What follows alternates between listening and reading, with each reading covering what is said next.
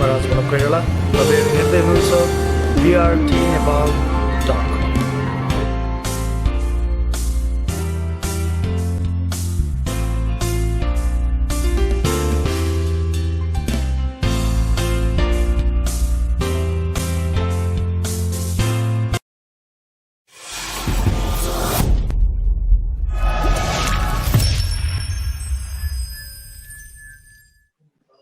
नमस्कार। स्रष्टासँग सृजनाको आवाजको यो आइतबारको नियमित बसाइमा यहाँहरू सबैलाई हार्दिक स्वागत गर्दछु। brtnepal.com का सञ्चालक मित्र शैलेश पोखरेलको प्रविधि संयोजनमा फेरि पनि नेपालको रात्रिकालीन र अमेरिकाको यो प्रातःकालीन समयमा आज नेपाली साहित्यको विविध आयाममा अनवरत कलम चलाउँदै आउनु भएकी सर्दीय साहित्यिक दिजु वरिष्ठ साहित्यकार उषा शेरचन मसँग हुनुहुन्छ। उहाँको नजन्मेका आस्था कविता सङ्ग्रह 2048, अक्षरहरूको शिविरबाट मुक्तक सङ्ग्रह 2056, सर्वकालीन पीडा र जागृतिको शङ्खघोष कविता सङ्ग्रह अर्को 2068 साल, तेस्रो रङ्ग कथा सङ्ग्रह 2070 र आदि उपन्यास 2046 मा उहाँको प्रकाशित कृति हुन् भन्ने, त्यस्तै साङ्गीतिक कृति साङ्गीतिक एल्बम अभिप्सा, सञ्चयन, मेरो माटो मेरो गीत, संवेदन, आकाश छुने रहर गरी 5 वटा साङ्गीतिक कोसेली पनि उहाँले नेपाली सङ्गीत बजारमा दिइसक्नु भएको छ। थुप्रै पुरस्कार जस्तो व्यतीत काव्य पुरस्कार, पारिजात राष्ट्रिय पुरस्कार, योगेश्वर कला साहित्य पुरस्कार, नातिकाजी सङ्गीत पुरस्कार जस्ता पुरस्कारबाट पुरस्कृत हुनुभएकी र रत्न श्री सुवर्ण पदक, कविता महोत्सव पदक, वीरेन्द्र ऐश्वर्य सेवा पदक, विश्व नारी नेपाली साहित्य पदक, भानुभक्त स्वर्ण पदक, सत्य मोहन जोशी सप्तादी पदक जस्तै थुप्रै पदकहरू समेत पदकबाट सम्मानित हुनुभएकी र विभिन्न सङ्घ संस्थाबाट सम्मान प्राप्त गरिसक्नुभएका र धेरै साहित्यिक गतिविधिमा आफ्नो सक्रिय भूमिका र आफ्नो संलग्नता जारी अहिलेसम्म यथावत गर्नुभएको सर्वप्रिय, कोमल, सबैको चेती, अझ भनौँ अथक साहित्य साधक, सर्दीय साहित्यिक दिजु उषा शेरचनलाई म कार्यक्रममा हार्दिक स्वागत गर्न चाहन्छु। दिजु, हजुरलाई यो बसाइमा हार्दिक स्वागत छ। नमस्कार। नमस्कार। यो तपाईहरुको च्यानल हेरिरहनु भएका सम्पूर्ण जो आउनुभएको छ सबैलाई एकमुष्ट नमस्कार। आराम हुनुहुन्छ नि? हजुर भाइ, सन्चै छु। मलाई सम्झनु भयो त्यसको लागि धेरै धेरै धन्यवाद। कोलोराडोमा हुनुहुन्छ तर म हजुरको यो साथ तपाईले कोलोराडोमै भेटेको जस्तै फिल भयो। हजुर, हामीलाई पनि एकदमै खुसी लागेको छ दिदीसँग जोडिनु भयो।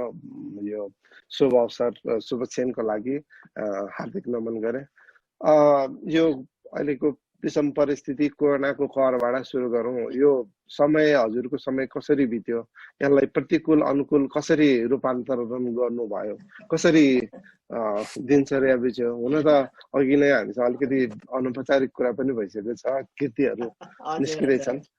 तैपनि हजुरको मुखारविन्दबाट सुनौँ, कसरी दिनहरू व्यतीत हुँदैछ आजभोलिको यो लकडाउनको झनै आज फुकुवा भए पनि झनै यो लकडाउनको परिस्थितिमा हजुरको दिनचर्याहरू कसरी बितिरहेका छन्? काठमाडौँमा, नेपालमा झन् फैलिरहेछ। अब सबैभन्दा पहिला त कसैले पनि नसोचेको कुरा यसरी घटना घट्दा विश्वकै जीवनको एउटा लय भत्केको अवस्था छ। यसले मानवीय क्षति अनि के भन्छ का साथसाथै यसले ठुलो आर्थिक क्षति पनि गरिरहेको छ। अब नेपालको सन्दर्भमा भन्नु पर्दाखेरि जनस्तरमा चाहिँ भोकाहरूलाई पेट भर्ने काम अलिअलि गरिरहेको छ, तर सरकारको हिसाबबाट न कुनै प्याकेज आएको छ, न कुनै भोकालाई पेट भर्ने बाटो दिएको छ। त्यो हिसाबले चाहिँ अत्यन्त दुखी छु। तर अब रचनात्मक हिसाबले र सृजनात्मक हिसाबले चाहिँ यो जीवनको 65 वर्षको उमेरमाबाट म 66 लागेँ अस्ति भदौदेखि। यसपटक जस्तो मैले निश्चिन्त भएर कुनै पनि जिम्मेवारी बोध नगरिकन, किनभने अब मर्दा पर्दा जान पनि छैन, कसैलाई भेट्नु पनि छैन, घरमा कोही आउनु पनि छैन, कुनै साहित्यिक माहौलमा जानु पनि छैन, घरको जिम्मेवारीबाट पनि अब करिब करिब धेरै नै कम भएको अवस्था। त्यसले गर्दाखेरि मैले यसपटकको त्यो कथा सङ्ग्रह चाहिँ मैले एक मन एक चितले यसपटक चाहिँ मैले पूर्ण रूपमा एकदम समर्पित भएर लेख्न चाहिँ पाएँ। झन्डै एउटा कथा सङ्ग्रह तयारै भयो भने नि हुन्छ। अनि भर्खरै एउटा मुक्तक सङ्ग्रह चाहिँ तयार गरेर बुक हिल्समा पब्लिकेसनको लागि दिएको छु, समय त्रासदी। र अब गीति सङ्ग्रहको तयारीमा पनि छु, किनभने एल्बम निकाल्नु भन्दा अब हामी त किताब निकाल्ने मान्छेलाई त किताबै निकाल्नु ठिक होला जस्तो लाएर अनि त्यो पनि तयारीमा छु। र प्रकाशित गर्ने भए कविता सङ्ग्रह पनि तयारीमा छ। अब त्यही अब त्यो फुर्सदको त्यो कामहरूलाई अहिलेको समयलाई एकदमै सृजनात्मक हिसाबले के अरे सदुपयोग गरिरहेको छु। अब जस्तो कविताहरू पढ्छु, भाइ बहिनी नयाँ नयाँ भाइ बहिनीहरूको, र अहिले एउटा अभियान चलिरहेको छ हाम्रो जनक कार्की भाइ, रामगोपाल आशुतोष भाइहरूले एउटा अभियान चलाउनु भएको छ। र त्यो अभियानको ढोका चाहिँ मैले खोलेँ साताको एक सातामा त्यो इन्द्रेणी कार्यक्रमको अभियान। र त्यसमा चाहिँ हामीले अग्रजदेखि लिएर अनुज पुस्तासम्मका राम्रो राम्रो कविताहरू पढ्ने एकदमै सुनौलो अवसर पाइरहेको छ र मलाई पढ्न पनि मनपर्छ। मलाई अझै अहिलेको भर्खरको भाइ बहिनीहरूसँग पनि अप टु डेट भएर एकदमै मलाई चाहिँ आफूलाई एकदम बलियो पुल भएर बस्न मन लाग्छ। अग्रज र अनुज पक्कै पनि भनेपछि हजुरको यो समय अनुकूलै रह्यो, साहित्यिक सृजना साहित्यिक मनहरूले पढ्न पाउनु भयो, यो खुसीको कुरा हो। अब हजुरको त अब यो साहित्यिक आयामलाई खोतल्ने हो भने धेरै विधामा त्यतिकै सशक्त रूपमा प्रस्तुत हुनु भएको छ। हजुरको सुरुवात लेखनको सुरुवात कविताबाट भए तापनि हजुरको मुक्तकमा पनि त्यतिकै दखल छ। मुक्तक सम्राज्ञी भनेर साहित्यिक अनुरागीहरूले हजुरलाई एउटा उपाधि पनि दिइरहेको हामीले भेटेका छौँ। त्यसमा 5 वटा चाहिँ एल्बम, साङ्गीतिक एल्बम निस्केको छ। कथा तेर्सो रङ, त्यसले पनि त्यतिकै चर्चा बटुल्यो। त्यसपछि 1 वर्ष अघिकै हजुरको उपन्यास, त्यो पनि सार्वजनिक चर्चाको विषयमा रह्यो। यी कुराहरू गर्दा हजुर अब सिङ्गो एउटा साहित्यको विभिन्न विधामा त्यतिकै सशक्त कलम चलाउनुहुन्छ। म अब चाहिँ पहिलाको हजुरको काव्यिक यात्राबाट कुरा उठान गर्छु। काव्यिक चेत चाहिँ कहिले आयो जस्तो लाग्छ हजुरलाई? यो लेख्नको लागि प्रेरणा हजुरको घरयासी अब ब्याकग्राउन्ड हेर्दाखेरि त हजुरको अब घरमा साहित्यिक वातावरण पनि त्यति थियो थिएन। अब एउटा थकाली समाजबाट प्रतिनिधित्व छैन। यो चाहिँ हजुरलाई कविता लेख्ने, गीत लेख्ने, मुक्तक लेख्ने भनौँ न, यो काव्यिक यात्रामा चाहिँ प्रवेश गर्नु, यसको पृष्ठभूमि, यसको यो कसरी अङ्कुरण भयो हजुरमा, कसरी सुरुवात भयो? यहाँबाट कुराकानी थालनी गरौँ न। हजुर, अब यस्तो हो, जन्मजात गुण त हुनै पर्छ होइन। मेरो अबुवा भीमबहादुर भट्टचन्द एकदमै सृजनशील होइसिन्थ्यो। उहाँ बहुआयामिक व्यक्तित्वको धनी। उहाँ वेदान्तमा पनि त्यस्तै राम्रो, सङ्गीतमा सितार वादनमा पनि त्यस्तै, कलामा पनि त्यस्तै। सायद जिनमा त हाम्रो छ, किनभने अब हाम्रो समुदायमा पनि हाम्रो परिवार चाहिँ प्राय जसो सबै के अरे यो के अरे सृजनात्मक क्षेत्रमा छ। किनभने मेरो बहिनी, कान्छी बहिनी मिलन शेरचन पनि हानानो सिवानाको 101 महिलामा पर्छ होइन। मेरो भदैनी पनि अहिले लेख्न थालिरहेको छ, उसले पनि कविताहरू होइन। त्यसका मेरो भाइ चन्द्र भट्टचन्दले पनि लेख्छ।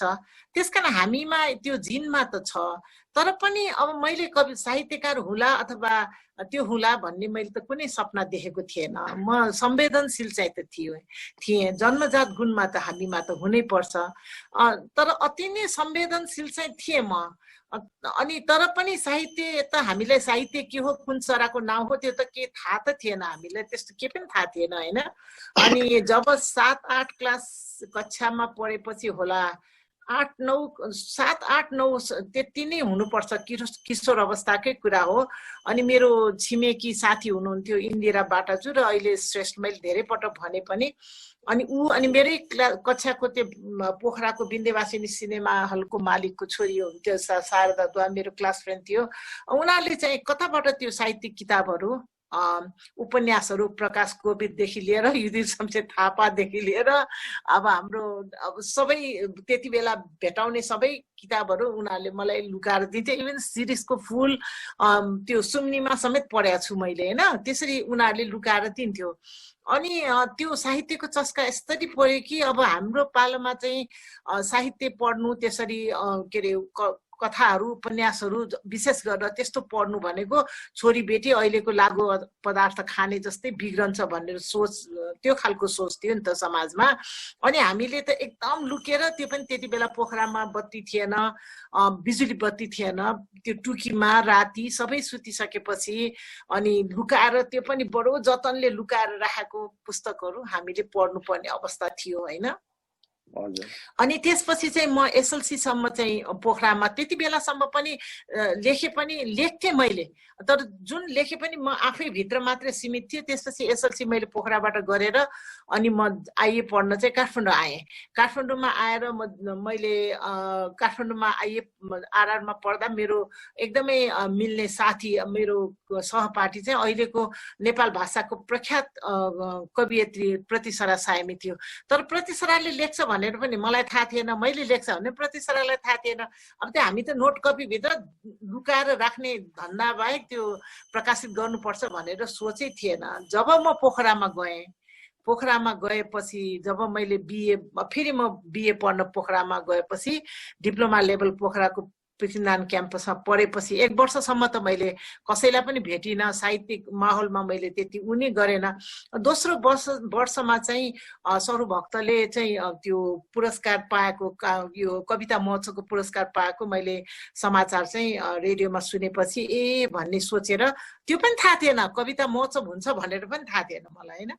अनि मैले मेरो विनोद गौचन जति माया लाए पनि हाम्रो त्यो गीतकार, एकदमै राम्रो कवि पनि हो र गाउने पनि, सितारमा पनि, गिटार पनि त्यत्तिकै बजाउने ट्यालेन्टेड थियो त्यो हाम्रो विनोद गौचन पनि।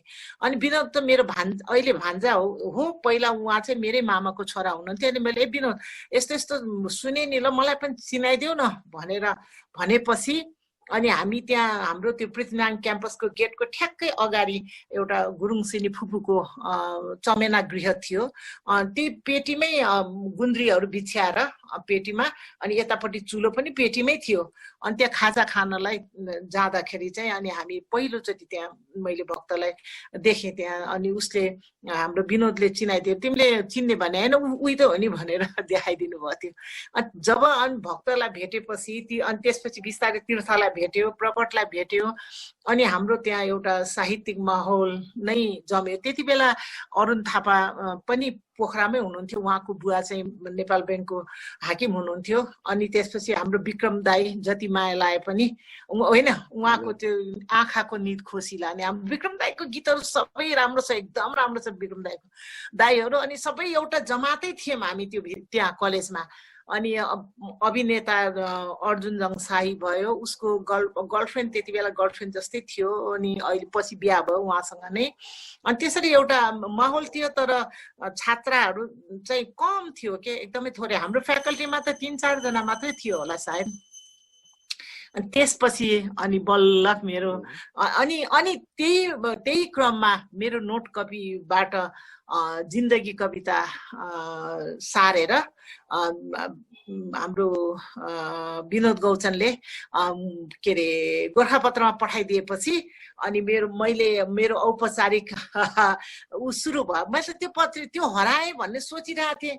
अब यसपटक चाहिँ रजनी ढकाल बहिनीले मलाई मेरो तेस्रो रङ चाहिँ कहिले छापिएको होला, त्यो छापिएको पुस्तकको रूपमा निस्कनु भन्दा फुटकरमा छाप्दा कहिले होला भनेर सोध्नु सोध्नु भएको थियो अनि मैले त त्यस्तो नोट कपीमा कहिलेकाहीँ टिपेर राख्ने मेरो चलन थियो त्यो भएर मैले एकदम पुरानो फाइलहरू खोज्दाखेरि यसपटक चाहिँ भेट्टाएँ मैले अनि त्यसरी अनि मेरो साहित्यिक यात्रा चाहिँ त्यसरी सुरु भयो अनि हाम्रो एउटा राम्रो जमात बन्यो अनि त्यसपछि हामीले पोखरेल युवा सांस्कृतिक परिवारले टिकटमा मुक्तकको कार्यक्रम गरेको त सबैलाई अवगतै छ त्यो भनिराख्नै परेन हैन यसरी मेरो साहित्यिक यात्राको सुरुवात चाहिँ यसरी भएको थियो हजुर हजुर पक्कै पनि यो कुराहरू अब कतिलाई थाहा थियो कतिलाई थाहा थिएन यसले चाहिँ नि एउटा ऊर्जाको काम गर्छ हजुर 2012 सालमा जन्मेको त्यो बेलाको परिस्थिति समाजको त्यो बेलाको समाजमा नारीलाई हेर्ने दृष्टिकोण अहिले त यति संकुचित छ हजुर त्यो बेलामा एउटा नारी भएर यसरी साहित्यमा अनवरत लागेर यो अवस्थासम्म आइपुग्नु भने पक्कै पनि एउटा हौसला ऊर्जा अरूको लागि एउटा उदाहरणीय काम भयो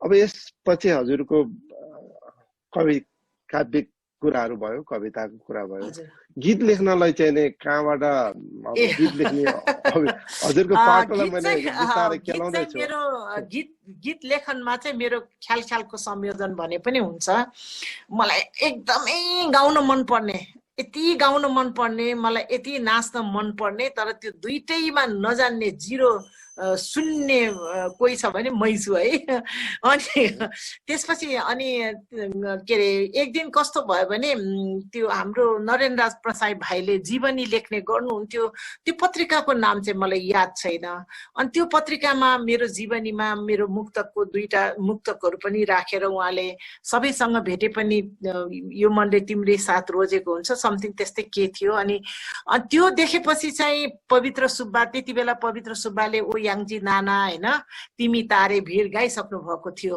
अनि त्यसपछि अनि पवित्र बहिनीले चाहिँ आफ्नो नयाँ माई एल्बमको लागि गीत खोज्दै हुनुहुँदो रहेछ अनि त्यो पत्रिका पढेपछि त्यति बेला त मोबाइल पनि थिएन ल्यान्डलाइनमा फोन गर्नु पर्थ्यो अनि उले नरेन्द्र राज प्रसाई भाइलाई कन्ट्याक्ट गरेर नरेन्द्र राज प्रसाई भाइबाट मेरो फोन लिएर दुईटा एउटा चाहिँ मैले उहाँको म्युजिक तयारी भएको म्युजिकमा लेखेर दिएको एउटा चाहिँ उहाँले मन परेकोमा मैले शब्द उ गरेर दिएर अनि पहिलो रेकर्डिङ चाहिँ उहाँले त्यो दुईटा गीत चाहिँ उहाँको माई एल्बममा छ त्योभन्दा पहिला कस्तो भयो भने ईश्वर वल्लभ दाईलाई म प्राय जसो कुनै पनि कार्यक्रम जाँदा ईश्वर वल्लभ दाई उहाँ थापथलीमा बस्नुहुन्थ्यो अनि म चाहिँ पुलचोक भयो त्यसले गर्दा बाटो पर्ने भएर मैले दाईलाई प्राय जसो कार्यक्रममा आउँदाखेरि मोटरबाट मैले छोडिदिन्थेँ दाईलाई घरसम्म अनि त्यो दिन चाहिँ पद्मावती दिदी पनि हुनुहुन्थ्यो कथाकार पद्मावती दिदी हाम्रो गुन्जनको अध्यक्ष पनि अनि पद्मावती दिदी हामीहरूले त्यो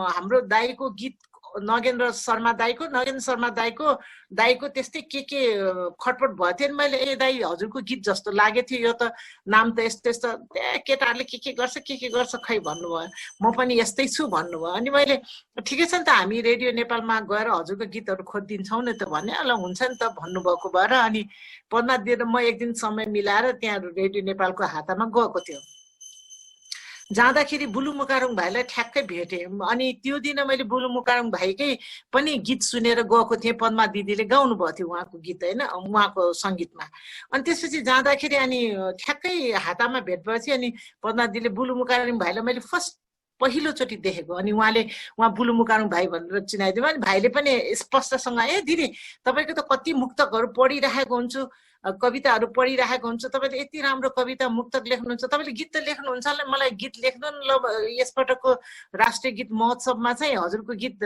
बजाउनु पर्यो भन्नुभयो मैले भने ए बाबा मैले त गीत त लेख्दिनँ भाइ अब तपाईँले त भन्नुभयो ठिकै छ म सोचौँला भनेर अनि मैले त्यो दिन घरमा आएपछि अब उहाँले त बीजारोपण त गरिदियो त्यसपछि अनि मैले सोचेर लेखेको एउटा राष्ट्रिय गीत त्यो पनि हो नेपाली तिम्रो छातीमा देश दुख्छ कि दुख्दैन मुटुमा तिम्रो पुर्खाको रगत बग्छ कि बग्दैन अनि ठ्याक्क दिमागमा त्यो क्लिक भयो अनि मैले लेखेर अनि त्यो सिग्नेचर गरेर उहाँकै नाममा समर्पण गरेर पठाइदिएको त फेरि उत्कृष्टमा अनि त्यो राष्ट्रिय गीतहरूको महोत्सवको दिन बस्दो रहेछ लाइभ त्यो पनि थाहा थिएन मलाई अनि पछि त म मोटरबाइक जाँदाखेरि ठ्याक्कै मेरो गीत बजेको अनि आफ्नो गीत त्यसरी चिनिँदो रहेछ।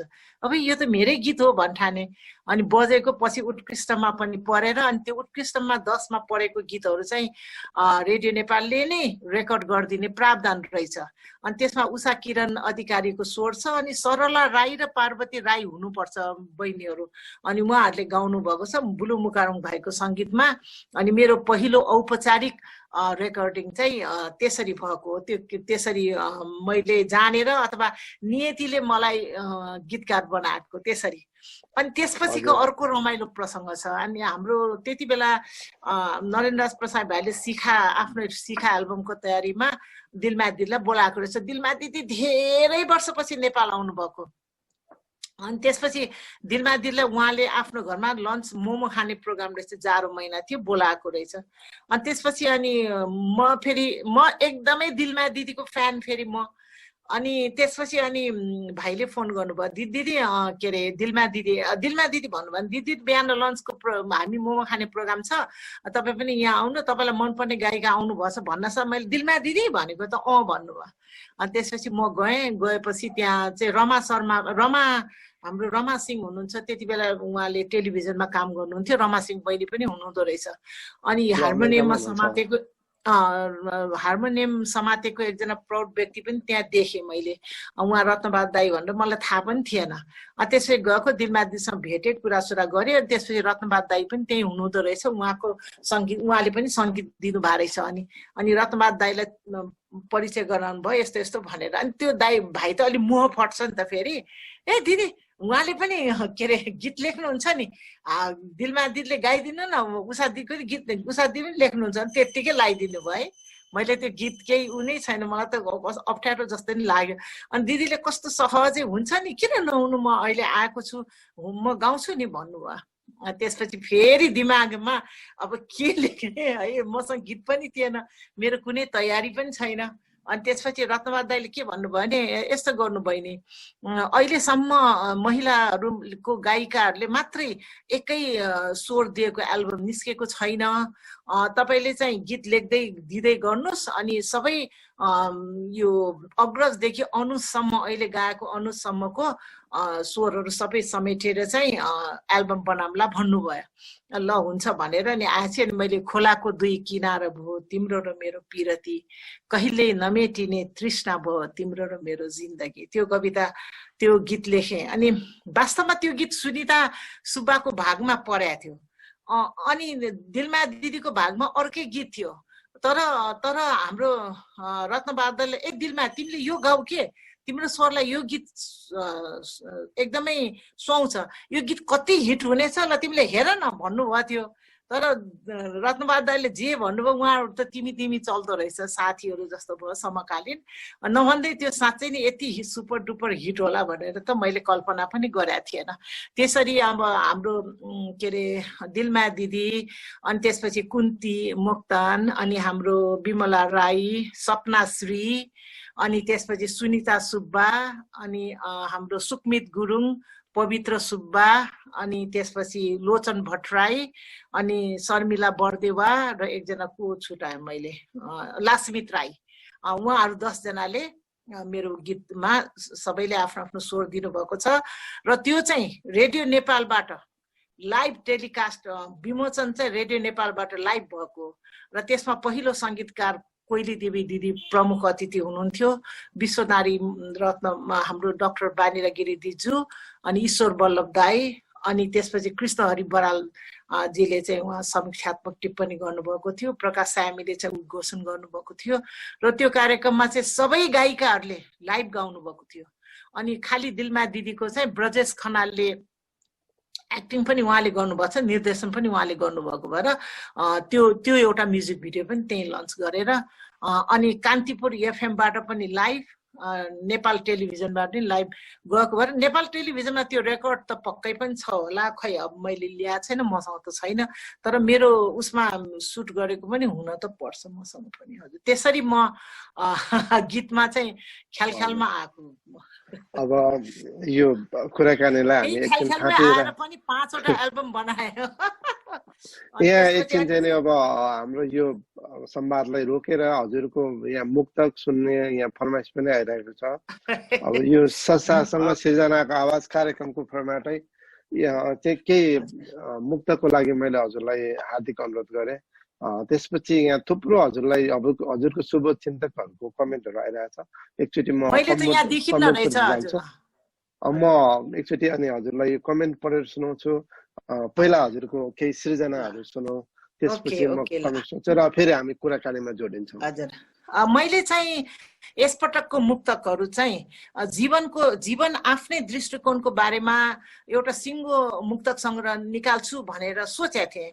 अनि 132वटा जति कतिवटा लेखेको थिएँ, झ्याउला मैले त्यो छोडिदिएँ। छोडेपछि अरू मुक्तक र त्यो मुक्तक ठ्याक्क कम्पाइल गरेर अब एउटै किताब निकाल्नु पर्दा 2टा किताब निकाल्ने सोच चाहिँ मैले त्यागेँ। त्यही मध्येबाट म यहाँ भन्छु है त आज है, जीवन आफ्नै दृष्टिकोणको 1मा चाहिँ खोज्दै नखोजेको कुरा भेट्टाउनु रहेछ जीवन, खोज्दै नखोजेको कुरा भेट्टाउनु रहेछ जीवन, रोज्दै नरोजेको कुरा पाउनु रहेछ जीवन, मनले डोर्याउँछ एकातिर नियतिले अर्कै, सोच्दै नसोचेको कुरा हुनु रहेछ जीवन, सोच्दै नसोचेको कुरा हुनु रहेछ जीवन। म त एकदम नियतिमा विश्वास गर्छु नि त। हजुर हजुर। अनि 2 हैन हजुर, धेरै 2 चाहिँ 2 नम्बरमा धेरै रुनु अनि थोरै हाँस्नु पो रहेछ जीवन, धेरै रुनु अनि थोरै हाँस्नु पो रहेछ जीवन, धेरै हार्नु अनि थोरै जित्नु पो रहेछ जीवन, भोगाइका हिसाब किताब लगाउँदा भने धेरै गुमाउनु अनि थोरै पाउनु पो रहेछ जीवन, धेरै गुमाउनु अनि थोरै पाउनु पो रहेछ जीवन। पक्कै पनि। अनि अब अर्को एउटा मुक्तक जाओस्, त्यसपछि हामी ए ल हजुर हजुर। सुख दुःखको मेल रहेछ जीवन, सुख दुःखको मेल रहेछ जीवन, मिलन बिछोडको खेल रहेछ जीवन, गहिरिएर सोचेको खण्डमा भने आउनु जानुको रेल रहेछ जीवन, आउनु जानुको रेल रहेछ जीवन। थुप्रै कमेन्टहरू अब म पढ्छु। कति कमेन्ट त त्यो यो हाइड भइसक्यो, माथि गइसक्यो। धेरै स्रष्टा सर्जकहरूले हजुरलाई सम्झिनु भएको छ, नमन गर्नु भएको छ। सबैको नाम मैले लिन नसकौँला, त्यसो हो भने म क्षमा चाहन्छु। रूपा थापा नमन दिजुलाई, रोशन परियार, मिठो अनुभव दिदीको, सुरज कुमार थापा हाम्रो गायक, मिठो गायक, असल व्यक्ति छ। उहाँले पनि हार्दिक अभिवादन आदरणीय उषा दिजु, र मलाई पनि सम्झिनु भएको छ। प्रचण्ड सापकोटा उहाँले पनि धेरै कमेन्ट गर्नु भएको छ, धेरै कमेन्ट माथि सरिरहेको छ। उर्मिला कोइराला, तारा आत्रेय, मोमिला जोशीले पनि दिजु वाचिङ, उहाँसँग मैले कुरा गर्न पनि पाएको थिएँ। एकदमै जुनु घले उहाँले पनि हेर्नु भएको छ। केपी पारकी, असीम सागर अनि त्यसपछि हाम्रो शीतल काजमिनी स्रष्टाज्यूले पनि दिदी कुरा सुनेर आनन्द आएको छ। अर्को हाम्रा युवा कवि हजुरले अघि नाम पनि लिनु भएको थियो, 7 दिनको कविताको त्यो दिदी गहन अनुभव र अनुभव सुन्दैछु भनेर हाम्रो रामगोपाल आशुतोष, भयंकर सशक्त कवि हो नि त, यति मिठो कविता लेख्छ। आरजे पनि बहुमुखी प्रतिभा हो पनि। प्रचण्ड सापकोटाले नेपाल आएपछि शीतल दिदी र उषा दिदीलाई भेट्ने ठुलो रहर छ भनेर मलाई पनि ल, त्यो के दिदीलाई भेट्नु के ठुलो कुरा भएर। हजुर अनि अब यहाँ धेरै नै छ। दिलकुमारी जात्रा, राज आशुतोषको मजाको कुरा भइहाल्यो। ममिला जोशीले अनुभूतिको शिखर दिजु भन्नुभएको छ। धेरै छ, म धेरै यो कमेन्ट पढ्न ठिकै छ। अब पछि हामी हेर्न मिल्छ होला नि, पछि हेर्न मिल्छ। चित्रा कोइराला कमेन्टको जवाफ दिन्छु नि त। सबैलाई मेरो एकमुष्ट नमस्कार भनेर हुनुहुन्छ। अब नमस्कार हजुर। यहाँ धेरै नै कमेन्टहरू आइरहेको छ। अब यो कमेन्टलाई अहिले मैले थाँथिएर राखेँ। हाम्रो राजु सिटौला यहाँको नियमित हाम्रो कवि भाइ, उहाँले पनि सम्झिनु भएको छ। नमस्कार नमस्कार। अब यो धेरै अहिले मैले यतातिरलाई राखेँ भने समय जान्छ। धेरै कुराहरूबाट जान्न र सुन्न इच्छुक छन् धेरै मान्छेहरू, त्यसकारण कुरामै जोड्यौँ। अब गीतबाट म हजुरको कथातिर लागेँ। तेर्सो रङ्ग, तेर्सो रङ्ग कथा निकै चर्चित पनि रह्यो। यद्यपि त्यो पढ्ने सौभाग्य हामीले चाहिँ पाएको छैन। कुनै दिन अब अवसर जुल्ला, आशामा छु। तेर्सो रङ्ग चाहिँ हजुर 81 काव्यिक गीत, गजल, मुक्तकबाट कथा आख्यानतिर कसरी प्रवेश गर्नुभयो? केले यस्तो नि भाइ, मलाई त सबैभन्दा मनपर्ने विधा भनेको कथा उपन्यास हो मेरो, होइन? किनभने बच्चामा चस्का त त्यहीबाट नि पढे हो। तर मैले कथा लेख्थेँ त भाइ, मैले कथा लेख्थेँ र मसँग पाण्डुलिपि पनि पुरा थियो, होइन? अनि त्यो कथा यता लुकाउँदा उता लुकाउँदा त्यो बिरालोले बच्चा सारे जस्तो सार्नु पर्ने, त्यो सार्दा सार्दा कता सारे त्यो सुरक्षित ठाउँमा राखे भनेको सबैभन्दा असुरक्षित ठाउँमा राखे होला। अब सम्झनै भएन, त्यो त्यसै हरायो। तर मोदी बेनी भन्ने पत्रिका थियो, त्यसमा एउटा लोभ भन्ने कथा छापिएको थियो। त्यो चाहिँ मैले यसपटक भेट्टाएँ, त्यही पुरानो फाइल खोल्दा, होइन? सायद चाहिँ 4 दशक पहिलाको मेरो पहिलो कथा। यसपटकको नयाँ कथा सङ्ग्रहमा चाहिँ त्यो कथा पनि राख्ने विचार छ, तर त्यो लघु कथा हो, लोभ भन्ने। अनि त्यो कथा भेट्टाएँ मैले। अनि त्यसपछि चाहिँ मलाई त्यो पाण्डुलिपि हराए चाहिँ कस्तो मनमा एकदम कस्तो पीडा भयो नि त, होइन? अब हाम्रो लागि त सबैभन्दा ठुलो सम्पत्ति भनेको त आफ्नो सृजना हो। सृजना भनेको त जसरी हाम्रो छोराछोरीको प्यारो लाग्छ, हामीलाई सृजना पनि त्यति नै प्यारो लाग्छ। अनि त्यो हराएपछि म एकदम दुखी भएँ। त्यसपछि मैले कथामा हातै हालिनँ। नहालेपछि 81 मैले कहिले भने अब म 60 वर्ष 60 होला त्यस्तै बेलामा चाहिँ। अनि मैले यसो सोचेँ, अब होइन, अब कथा पनि लेख्नु पर्यो, किनभने म भित्र त थुप्रै पात्रहरू छन्। अनि वास्तवमा त्यो कथा चाहिँ मैले लेख्नुभन्दा मेरो पात्रहरूले लेखाएको कथा हो क्या। दिमागैभरि यति धेरै पात्रहरू छ, है, होइन? अब यो पात्रहरूलाई मैले जहिले पनि दिमागमा कैद गरेर राख्नु हुँदैन। अब मैले उनीहरूलाई यो दिमागबाट मुक्त गराइदिनु पर्छ, मेरो दिमागको पिजराबाट भनेर अनि मैले कथा लेख्न सुरु गरेको। र मैले विचार गरेरै लेखेको कथा हो। त्यसमध्ये पनि त्यही त भने, चाहे निर्जीव होस् चाहे सजीव होस्, त्यो हरेक कुरा नियतिमा निर्भर गर्छ। 3टा कथा चाहिँ त्यसमा पनि त्यो गर्भपतन भए जस्तै पतन भएर गयो। किनभने मैले एउटा छापामारको लेखेको थिएँ, एउटा बादीको लेखेको थिएँ, बादी होइन देउकीको, एउटा बोक्सीको लेखेको थिएँ। त्यो 3टा पनि कता मैले कस्तो मुडमा लेखेर राखिरहेको थिएँ। त्यो कागज कता फालिदियो त्यो घरमा। अब त्यो खोजेरै पाइनँ मैले। अनि मैले सोचेँ ल अब कहिलेकाहीँ अब त्यो हुन्छ नि त, त्यो मिसक्यारेज भए जस्तै अब कथाहरूको पनि जन्मनु नजन्मनु हुँदो रहेछ भनेर अनि मैले त्यो 16टा, तर त्यो चाहिँ मैले लेख्छु भनेरै लेखेको। हरेक पात्रहरूलाई सोचेर मैले त्यो कथा चाहिँ समस्यामूलक, अब जीवनका विविध पाटाहरू जो हाम्रो वरिपरि घटिरहेको हुन्छ, हाम्रो छेउमा हामीले सधैँ देखिरहेको कुराहरू, देखिरहेको घटनालाई अलिकति काल्पनिकताको जलप लगाएको मात्रै हुँ, होइन? तर त्यो सबै वास्तविकतामै आधारित कथाहरू हुन्। कतिपय पात्रहरू त साँच्चैको पात्र नै हुनुहुन्छ प्राय जसो। त्यसरी मैले अनि कथा लेखेर 3टा कथा चाहिँ मेरो हरायो। एउटा छापामारको बारेमा लेखेको थिएँ, त्यति बेला त माओवादी जनयुद्ध त चरम उबाट आएर भर्खरै सेफ ल्यान्डिङ भइरहेको थियो।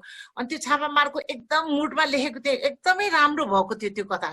तर कथा हरायो एउटा। अनि एउटा चाहिँ देउकीको बारेमा पनि मैले लेखेको थिएँ, एउटा बोक्सीको बारेमा। त्यो 3टा चाहिँ हरायो, बाँकी चाहिँ अनि मैले त्यो कथा त्यसरी लेखेँ। अनि त्यसपछि म 1990मा हो नि त पहिलोचोटि अमेरिका गएको।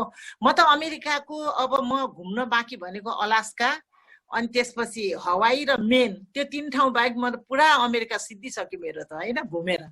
अनि पहिलोचोटि म 1990 सालमा गएको। त्यति बेला त 3 वर्ष अमेरिका बस्यो भने स्वत पाउँथ्यो।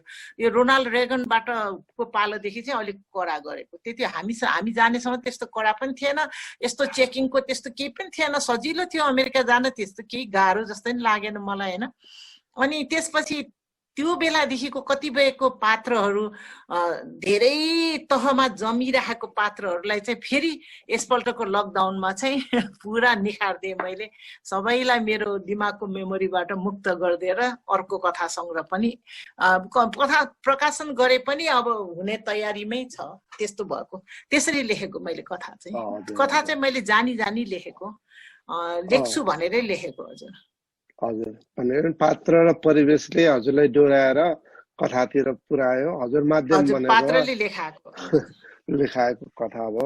र उपन्यासको पनि छोटो अलिकति अब उपन्यास एउटा कुरा त्यो मैले भएर किन पनि यो भने हजुरले धेरै कार्यक्रममा भनेको सुनेको छु, म 99% गृहिणी र 1% अवश्य साहित्यकार हो। हो। त्यसो भनिरहँदा समय जुटाउनको लागि उपन्यास लेख्नको लागि त समयको एकदमै तारतम्य मिलाउनु पर्ने एक मनले मैले कहिले कुनै कुरा मैले एक मनले लेख्न भ्याइन, कहिले पनि कुनै पनि त्यो उपन्यास कतै कतै विशृङ्खलन छ भने त्यो मेरो समयले गर्दा हो। कस्तो मुडमा आएर लेखिरहेको हुन्छु, अब कता जानु परिरहेको हुन्छ, कस्तो मुडमा लेखिरहेको हुन्छु, भान्सामा के भइरहेको हुन्छ, कस्तो मुडमा लेखिरहेको हुन्छु, के भइरहेको हुन्छ। त्यसरी त्यो एउटै मुडमा र एउटै सिटिङमा बसेर जुन एउटा मान्छेको त्यो जब मुड आउँदाखेरि त कस्तो गरेर आउँछ नि त, त्यो खालको मुडमा बसेर लेख्नु र फेरि भाँचेर अनि त्यो छोडेर फेरि त्यही मुडलाई क्रिएट गर्न गाह्रो हुन्छ। अनि त्यस्तो खालको चाहिँ मैले उपन्यासमा चाहिँ भोगेकै हो। तर त्यही भएर मान्छेलाई हौसला दिनुपर्छ भन्छु मैले नवलेखकहरूलाई, नयाँ लेखक भाइहरूलाई, बहिनीहरूलाई होइन, हामीले सकेसम्म हौसला दिनुपर्छ। किनभने आमाको गर्भदेखि ऊ हिरा त हिरै हो, अब उसमा जन्मजात गुण त हुनै पर्छ। तर त्यो हिरालाई टल्काउने अब बेल्जियम कट बनाउने कि होइन, डायमन्ड त डायमन्ड हो, त्यसलाई बेल्जियम कट गराउने कि इन्डियन कट गराउने कि त्यो त व्यक्ति विशेषको साधनामा भर पर्ने कुरा हो। त्यसकारण राम्रो सबैले एकैचोटि राम्रो लेख्छ भन्ने त केही छैन नि त। लेख्दै जाँदा साधना गर्दै जाँदा परिमार्जन गर्दै जाने हो होइन। त्यसकारण अनि मलाई चाहिँ त्यो कथा लेखेपछि पोखराको हाम्रो सञ्चारकर्मी भाइ नै हुनुहुन्छ सुशील ज्वारचन भाइले, फेसबुकबाटै नै हो। अनि उहाँले कमेन्ट गर्नुभएको थियो कि यो पढ्दाखेरि चाहिँ उषा दिदीलाई अब मलाई त्यो तेस्रो रङ पढ्दा यस्तो भयो कि उषा दिदीलाई चाहिँ आख्यानले पर्खिराखेको जस्तो अनुभूति भयो भन्नु उहाँले भनेपछि त मलाई अनि बल्ल मेरो कथाप्रति मैले त ठिकै लेखेँ रहेछु, ल ठिकै छ मैले उपन्यास लेख्न सक्दो रहेछु भन्ने उहाँले बीजारोपण त गरिदिनु भयो नि त। त्यसकारण हामीले अरूलाई हतोत्साही गर्नु हुँदैन। सबैजनाले नोबेल प्राइज पाउने गरेर लेख्न त सक्दैन नि। संसारको सबै मान्छे विश्व सुन्दरी हुन सक्छ र सबैजना ऐश्वर्या राय हुन सक्छ र होइन। को आमा बाउले चाहँदैन आफ्नो सन्तान संसारको सबैभन्दा राम्रो होस् भनेर, अनि को सर्जकले चाहँदैन आफ्नो सृजना सबैभन्दा राम्रो होस् भनेर। तर सबैको पनि आफ्नो नियति हुन्छ, चाहे त्यो सजीव होस् चाहे त्यो निर्जीव होस्, उसको पनि आफ्नो आफ्नो नियति हुन्छ। त्यसरी अनि मैले कविता त्यो कथा के अरे उपन्यास लेख्छु भनेर मलाई हौसला दिएको चाहिँ त्यसको क्रेडिट चाहिँ फेरि सुशील ज्वारचनलाई जान्छ। त्यसपछि चाहिँ अनि मैले मेरो दिमागमा त उसले फेरि बीजारोपण त गरिदियो मलाई। गरेपछि अनि मैले सोचेँ ल मैले केमा लेख्ने होला भनेर सोचेपछि अनि जुन त्यो चाँदनी पात्रलाई मैले भेटाएपछि उहाँले कतिपय कुराहरू मसँग सेयर गरेपछि अनि मैले पात्र पनि भेटाएँ। मेरो लागि मैले खोजेको विषय र मेरो लागि उपयुक्त पात्र उहाँ नै हुन्छ भन्ने सोचेर अनि त्यसपछि मैले लेख्न बसेँ। अब लेख्दै जाँदाखेरि हामीले दिमागमा कतिपय कुराहरू सुनेको, कतिपय कुरा देखेको, कतिपय कुरा भोगेका कुराहरू पनि फेरि पात्रहरू त सुसुप्त अवस्थामा दिमागमा रहेको पात्रहरू पनि लेख्दै जाँदा स्वत आउँदो रहेछ, आफै आफू आउँदो रहेछ। अनि मलाई अलिकति डर चाहिँ के लागेको थियो, कान्छी पात्र र चाँदनी पात्र, चाँदनी चाहिँ त नायिका भयो, के अरे कान्छी हाबी होला कि भनेर पनि म अलि सजग हुनुपर्ने पनि भयो। त्यहाँ लेख्दै जाँदा कान्छी नै झन् मुख्य पात्रको रूपमा आउला जस्तो भयो त्यहाँ होइन। त्यसकारण अनि मैले त्यसको लागि धेरै अनुसन्धानहरू गरेँ, पत्र पत्रिकाहरू, टेलिभिजन, मैले चरीमायादेखि लिएर त्यो के अरे कति अमेरिका, युरोप सबै ठाउँबाट त्यो हिंसामा परेका मान्छेहरूको बारेमा मैले धेरै नै 2-3 वर्ष मैले त्यो पुरा कोठामा हराउने, फुर्सद भयो कि त्यो कोठाभित्र हराउने, अनुसन्धान गर्ने, त्यो गरेर अनि मैले त्यसरी मैले लेखेँ त्यो उपन्यास चाहिँ।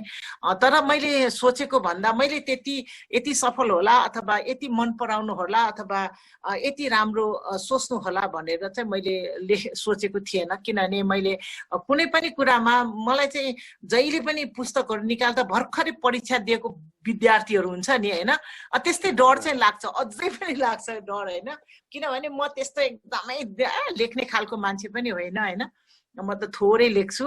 त्यो भनिहाले नि, म 99% गृहिणी, 1% मात्रै साहित्यकार हुँ, पक्कै हुँ। तर त्यो 1% साहित्यकारलाई चाहिँ म इमानदारपूर्वक, एकदमै इमानदारपूर्वक लेख्न चाहन्छु। त्यसकारण म एकदम जान्ने छु, म एकदम बौद्धिकता यस्तो छ, मेरो यस्तो छ, म एकदम पढे लेखेको छु, म यस्तो छु भने ममा केही पनि छैन। मैले त जे देखेँ, जे भोगेँ, मेरो 65 वर्षको उमेरकोले मलाई जे सिकायो, पढेर भन्दा पढेर मैले त्यसरी लेखेको हुँ। अब अहिले त मैले भनिहालेँ नि, अब हामी त काँचो माटो पनि होइन, अब त्यो कुमालोले बनाएको त्यो पकाएर सुकाइसकेको माटो भइसक्यो। अब हामीले नयाँ भाइ बहिनीहरूको पढे पनि हाम्रो दिमागमा त जाँदैन। जुन बेलामा जानुपर्ने थियो, जुन बेलामा हामीले जग बलियो बनाउनु पर्ने थियो, त्यो जग चाहिँ बनाउन चाहिँ मैले पाइनँ।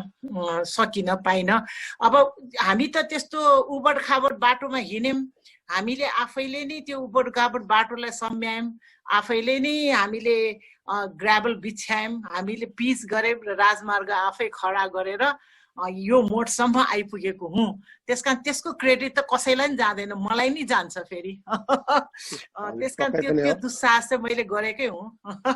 हजुरको अब 99% गृहिणी भए पनि 1% साहित्यकार भए पनि उषा सेसनमा साहित्यकारै हामी भएको हामीले पाएका छौँ। यो तपाईँको ठुलो कुरा हो। समय जुटाउन गाह्रो हुँदा पनि यो अहिले भने, अहिलेको यो लकडाउनमा भने फेरि 99% साहित्यकार, 1% गृहिणी हो फेरि। त्यसले गर्दा त्यो पुरा मात्रामा मैले लेख्न पाएँ यसपटक। रमाइलो प्रसङ्ग। अब एकचोटि फेरि एउटा साहित्यिक सिर्जनाको लागि मैले हजुरलाई अनुरोध गरेँ, त्यसपछि फेरि कुराकानीमा हामी जोडिन्छौँ। हजुर हजुर, हस्। म आज अब त म बेसी माना भइदिन्छु कविता हैन। शीर्षकै मनसुनै छ। अब त म बेसी माना भइदिन्छु। जिउँदो ओठ बोकेर नाउ तिमी, जिउँदो ओठ बोकेर नाउ तिमी, निसङ्कोच हराइरहेका छन् मेरा प्रेमका आवेगहरू। सुहाग रातको न्यानो न्यानो पलङमा पनि त्यसै कठ्याङ्ग्रिरहेछन् मेरा वैंशका भावावेशहरू। उर्लदै अनुभवका छालहरूबाट, टुक्रदै जिन्दगीका पहाडहरूबाट, बग्न देऊ अनन्ततामा मलाई बन्धन नदेऊ, फैलन देऊ अनन्ततामा मलाई बन्धन नदेऊ। सिमाना नतोक तिमीले लक्ष्मण रेखा कोरेर, साँगुरो नपार तिमीले पर्खाल लगाएर, थुन्न सकिन्छ र कतै मनलाई पनि, छेक्न सकिन्छ र कतै भावनालाई पनि, बाँध्न सकिन्छ र कतै आकांक्षालाई पनि। बन्धन युक्त हुनु हुँदैन जिन्दगी, बन्धन मुक्त हुनु पर्छ जिन्दगी। मलाई तिम्रो बाहुपासमा व्यर्थै बाँध्ने धृष्टता नगरे हुन्छ, मलाई तिम्रो न्यानो छातीभित्र व्यर्थै लुकाउने चेष्टा नगरे हुन्छ। जिन्दगीको अनन्त यात्रामा आफैले चालेका पैतालाका डोबहरू आफै मेट्दै हिँड्नु पर्छ।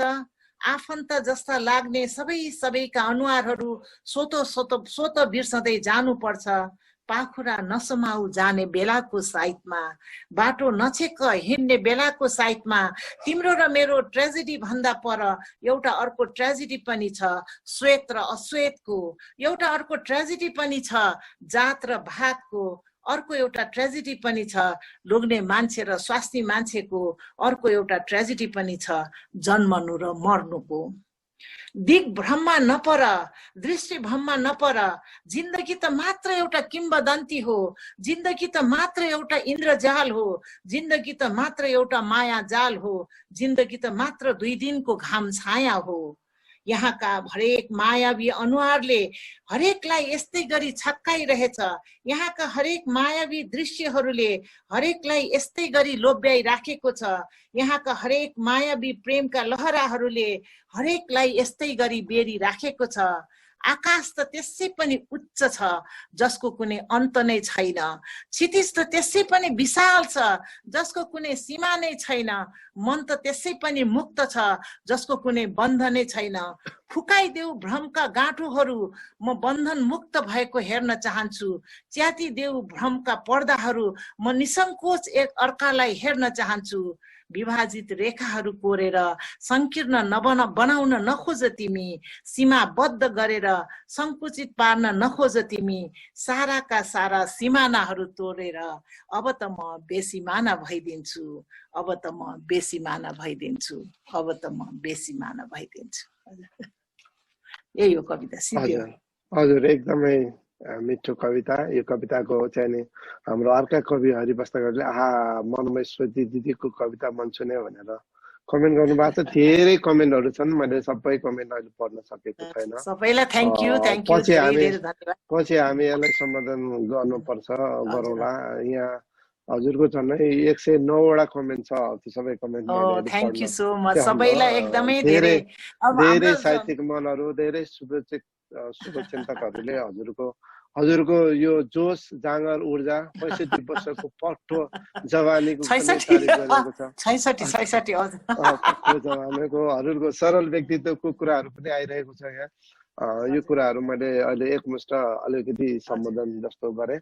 अब अलिकति यो सामाजिक सञ्जालभित्र चलेको एउटा अभियानमा poetry marathon Russian poetry flash मब भन्ने एउटा अभियान छ। अर्को अभियान चाहिँ नि 7 दिन 7 कविता 7 दिन 7 कविता चाहिँ मेरो विचारमा त्यो हाम्रो यो अनुवादक पनि हुनुहुन्छ, उहाँ चाहिँ कवि पनि हुनुहुन्छ, अहिले भर्खरै छोरीको बुवा पनि बन्नु भएको छ। उहाँलाई हार्दिक बधाई पनि, सुन्दर छोरीको बुवा बन्नु भएको छ। र उहाँ अनि हाम्रो रामगोपाल आशुतोष भाइहरू उहाँहरूको सोच हो, त्यसमा मेरो कुनै पनि हात छैन, त्यो क्रेडिट मलाई जाँदैन। खालि मैले उहाँहरूको त्यो वालमा देखेर, जनक भाइले पोस्ट गरेको वाल देखेर मैले खालि हातेमालो गरेर त्यो पहिलो ढोका उगारेको मात्रै हो। मेरो त्यसमा कुनै पनि न मेरो सोच हो न मेरो परिकल्पना हो, त्यो क्रेडिट त मलाई जाँदैन, उहाँ भाइहरूलाई जान्छ। यो पक्कै पनि राम्रो अब कविताको गुणस्तर। तर त्यो चाहिँ म के भन्छु भने अहिलेको भाइ बहिनीहरू जो किशोरी हुनुहुन्छ, युवा युवतीहरू हुनुहुन्छ, जस्तो मोमिला बहिनीहरू जस्तोहरू, अब सरस्वती प्रतीक्षाहरू जस्तो होइन कि उहाँहरू त अब स्ट्याब्लिस भएर अब एकदमै एउटा उचाइ कायम गरिसक्नु भएको छ। तर अहिलेको नयाँ भाइ बहिनीहरू हुनुहुन्छ जसलाई लेख्न एकदमै मनपर्छ, तर अब लेख्नलाई अलिक गहन अध्ययन गर्नको लागि चाहिँ एकदमै राम्रो प्लेटफर्म, जहाँ पारिजात दिदीदेखि लिएर तोया दिदीदेखि लिएर होइन, अब अहिलेको नयाँ अब हाम्रो कल्पना जोशी बहिनीदेखि लिएर नयाँ दिपा मेवाङ राईदेखि लिएर नयाँ बहिनीहरू समेत, नयाँ भाइहरू समेत त्यहाँ जोडिनु भएको छ। त्यसकारण त्यो कविताहरू चाहिँ सबैले पढ्नु भयो भने फाइदै हुन्छ होला। म त इन्जोय गर्छु, तर म त पढ्छु, एकदमै कविता पढ्न इन्जोय गर्छु मैले चाहिँ, होइन, मनपर्छ मलाई। यसै सन्दर्भमा एउटा मेरो जिज्ञासा यो पोएट्री म्याराथनको बारेमा चाहिँ नेपाली कवितालाई अङ्ग्रेजीमा ट्रान्सलेसन गर्दा, अनुवाद गर्दा भावानुवाद चाहिँ कतिको सम्भव हुन्छ भाषा? किनभने साहित्यको भाव अनुवाद गर्नको लागि अनुवाद होला, भावानुवाद चाहिँ कतिको, त्यसले कतिको न्याय गर्न सक्ला? यस्तो छ, अब यो चाहिँ अनुवादकमा निर्भर हुने कुरा हो। अनुवादक चाहिँ जस्तो महेश प्रसाईहरू, यो केशव सिग्देलहरू, पल्लव रञ्जन भाइहरू, उहाँहरूलाई त अब नेपालीमा पनि त्यस्तै दखल भएको, अङ्ग्रेजीमा जस्तो मञ्जुश्रीहरू होइन, दखल भएको अङ्ग्रेजी र नेपालीमा दुवैमा दखल छ भने उहाँहरूको अनुवाद चाहिँ पक्कै पनि उत्कृष्ट हुन्छ। अब त्यो एक्ज्याक्टली कतिपय जस्तो आशुतोष भाइहरूको अब कतिपय शब्दहरू हुन्छ नि त, त्यो शब्दको त त्यो उनी गर्न सक्दैन नि त। हाम्रो ठेट अब नेवारी बिम्बहरू, अब हाम्रो अब आञ्चलिक बिम्बहरू नसक्ला तर पनि धेरै हदसम्म चाहिँ न्याय गर्न सक्नुहुन्छ। तर अनुवादक राम्रो छ भने त फेरि त्यो ओरिजिनल भन्दा पनि मिठो अनुवाद गर्ने पनि त हुन्छ। त्यसकारण त्यो चाहिँ भन्न सक्दैन। अब त्योमा त मेरो दखलै नभएको कुरा हो। मेरो त मन्जु काँचुली दिदीले गरिदिनु भएको थियो, अनि त्यो उहाँसँग एकजना अमेरिकन हुनुहुन्थ्यो, मैले नाम बिर्सेँ, उहाँहरू दुईजनाले गरिदिनु भएको, पल्लव रञ्जन भाइले गरिदिनु भएको थियो अनि मन्जुश्रीले गरिदिनु भएको थियो। मसँग त केही थाहा थियो। मलाई त हाम्रो ममिलाले नोमिनेट गर्दा म त अल्छी लागेको थियो। खासमा त अब त्यो एउटा ट्रेन्ड हो, रमाइलो ट्रेन्ड हो। किनभने के अरे कमसेकम इन्टरनेसनल्ली पनि जाओस् न, त्यो रसियनमा अनुवाद होला नहोला त्यो आफ्नो ठाउँमा छ, नहोस्। तर पनि यो अहिले लकडाउनको अवस्थामा मान्छेहरू यति डिप्रेसनमा जानुभन्दा त कमसेकम त्यो ट्रेन्डबाट भुल्न त भुल्यो कि होइन। त्यसकारण त्यो नराम्रो कुरा होइन कि हरेक कुरालाई नेगेटिभ एस्पेक्टबाट मात्रै लिनुपर्छ भन्ने के आवश्यकै छैन। अब त्यसमा त्यो अनुवाद हुनु नराम्रो कुरा हो त। अब त्यो अनुवाद त अब राम्रो नराम्रो भन्ने कुरा त फिल्टर गर्ने कुरा हो। मैले तपाईँलाई भने होइन, मैले सामाजिक सञ्जालको कुरा गर्दैछु। त्यसकारण त्यो नराम्रो होइन। त्यसकारण मलाई जहाँसम्म लाग्छ अब अनुवादमा ममा एकदम दखल भए पो मैले यसको अनुवाद एकदम राम्रो छ, यसको राम्रो छैन भन्न सक्छु। ममा त त्यो खुबी छैन। मेरो त अरूले गरिदिनु भएको होइन, ममा त दखल छैन। तर दखल हुनेहरूले चाहिँ फिल्टर गरेर त्यहाँ निक्लेको साहित्यलाई उहाँहरूलाई मन पर्यो भने कम्पाइल गरेर एउटा अङ्ग्रेजीमै एउटा किताब निकाले पनि के फरक पर्छ र? एकाडेमीले त गर्दैन। अब हाम्रो ममिलाले के अरे निकालेको छ त्यो के अरे सगरमाथामा नृत्य मग्न आत्माहरू, के अरे त्यो त यस्तो अचम्मको किताब छ होइन। त्यस्तो किताब निकाल्न त अब ममिलाको मात्रै बसको कुरा हो।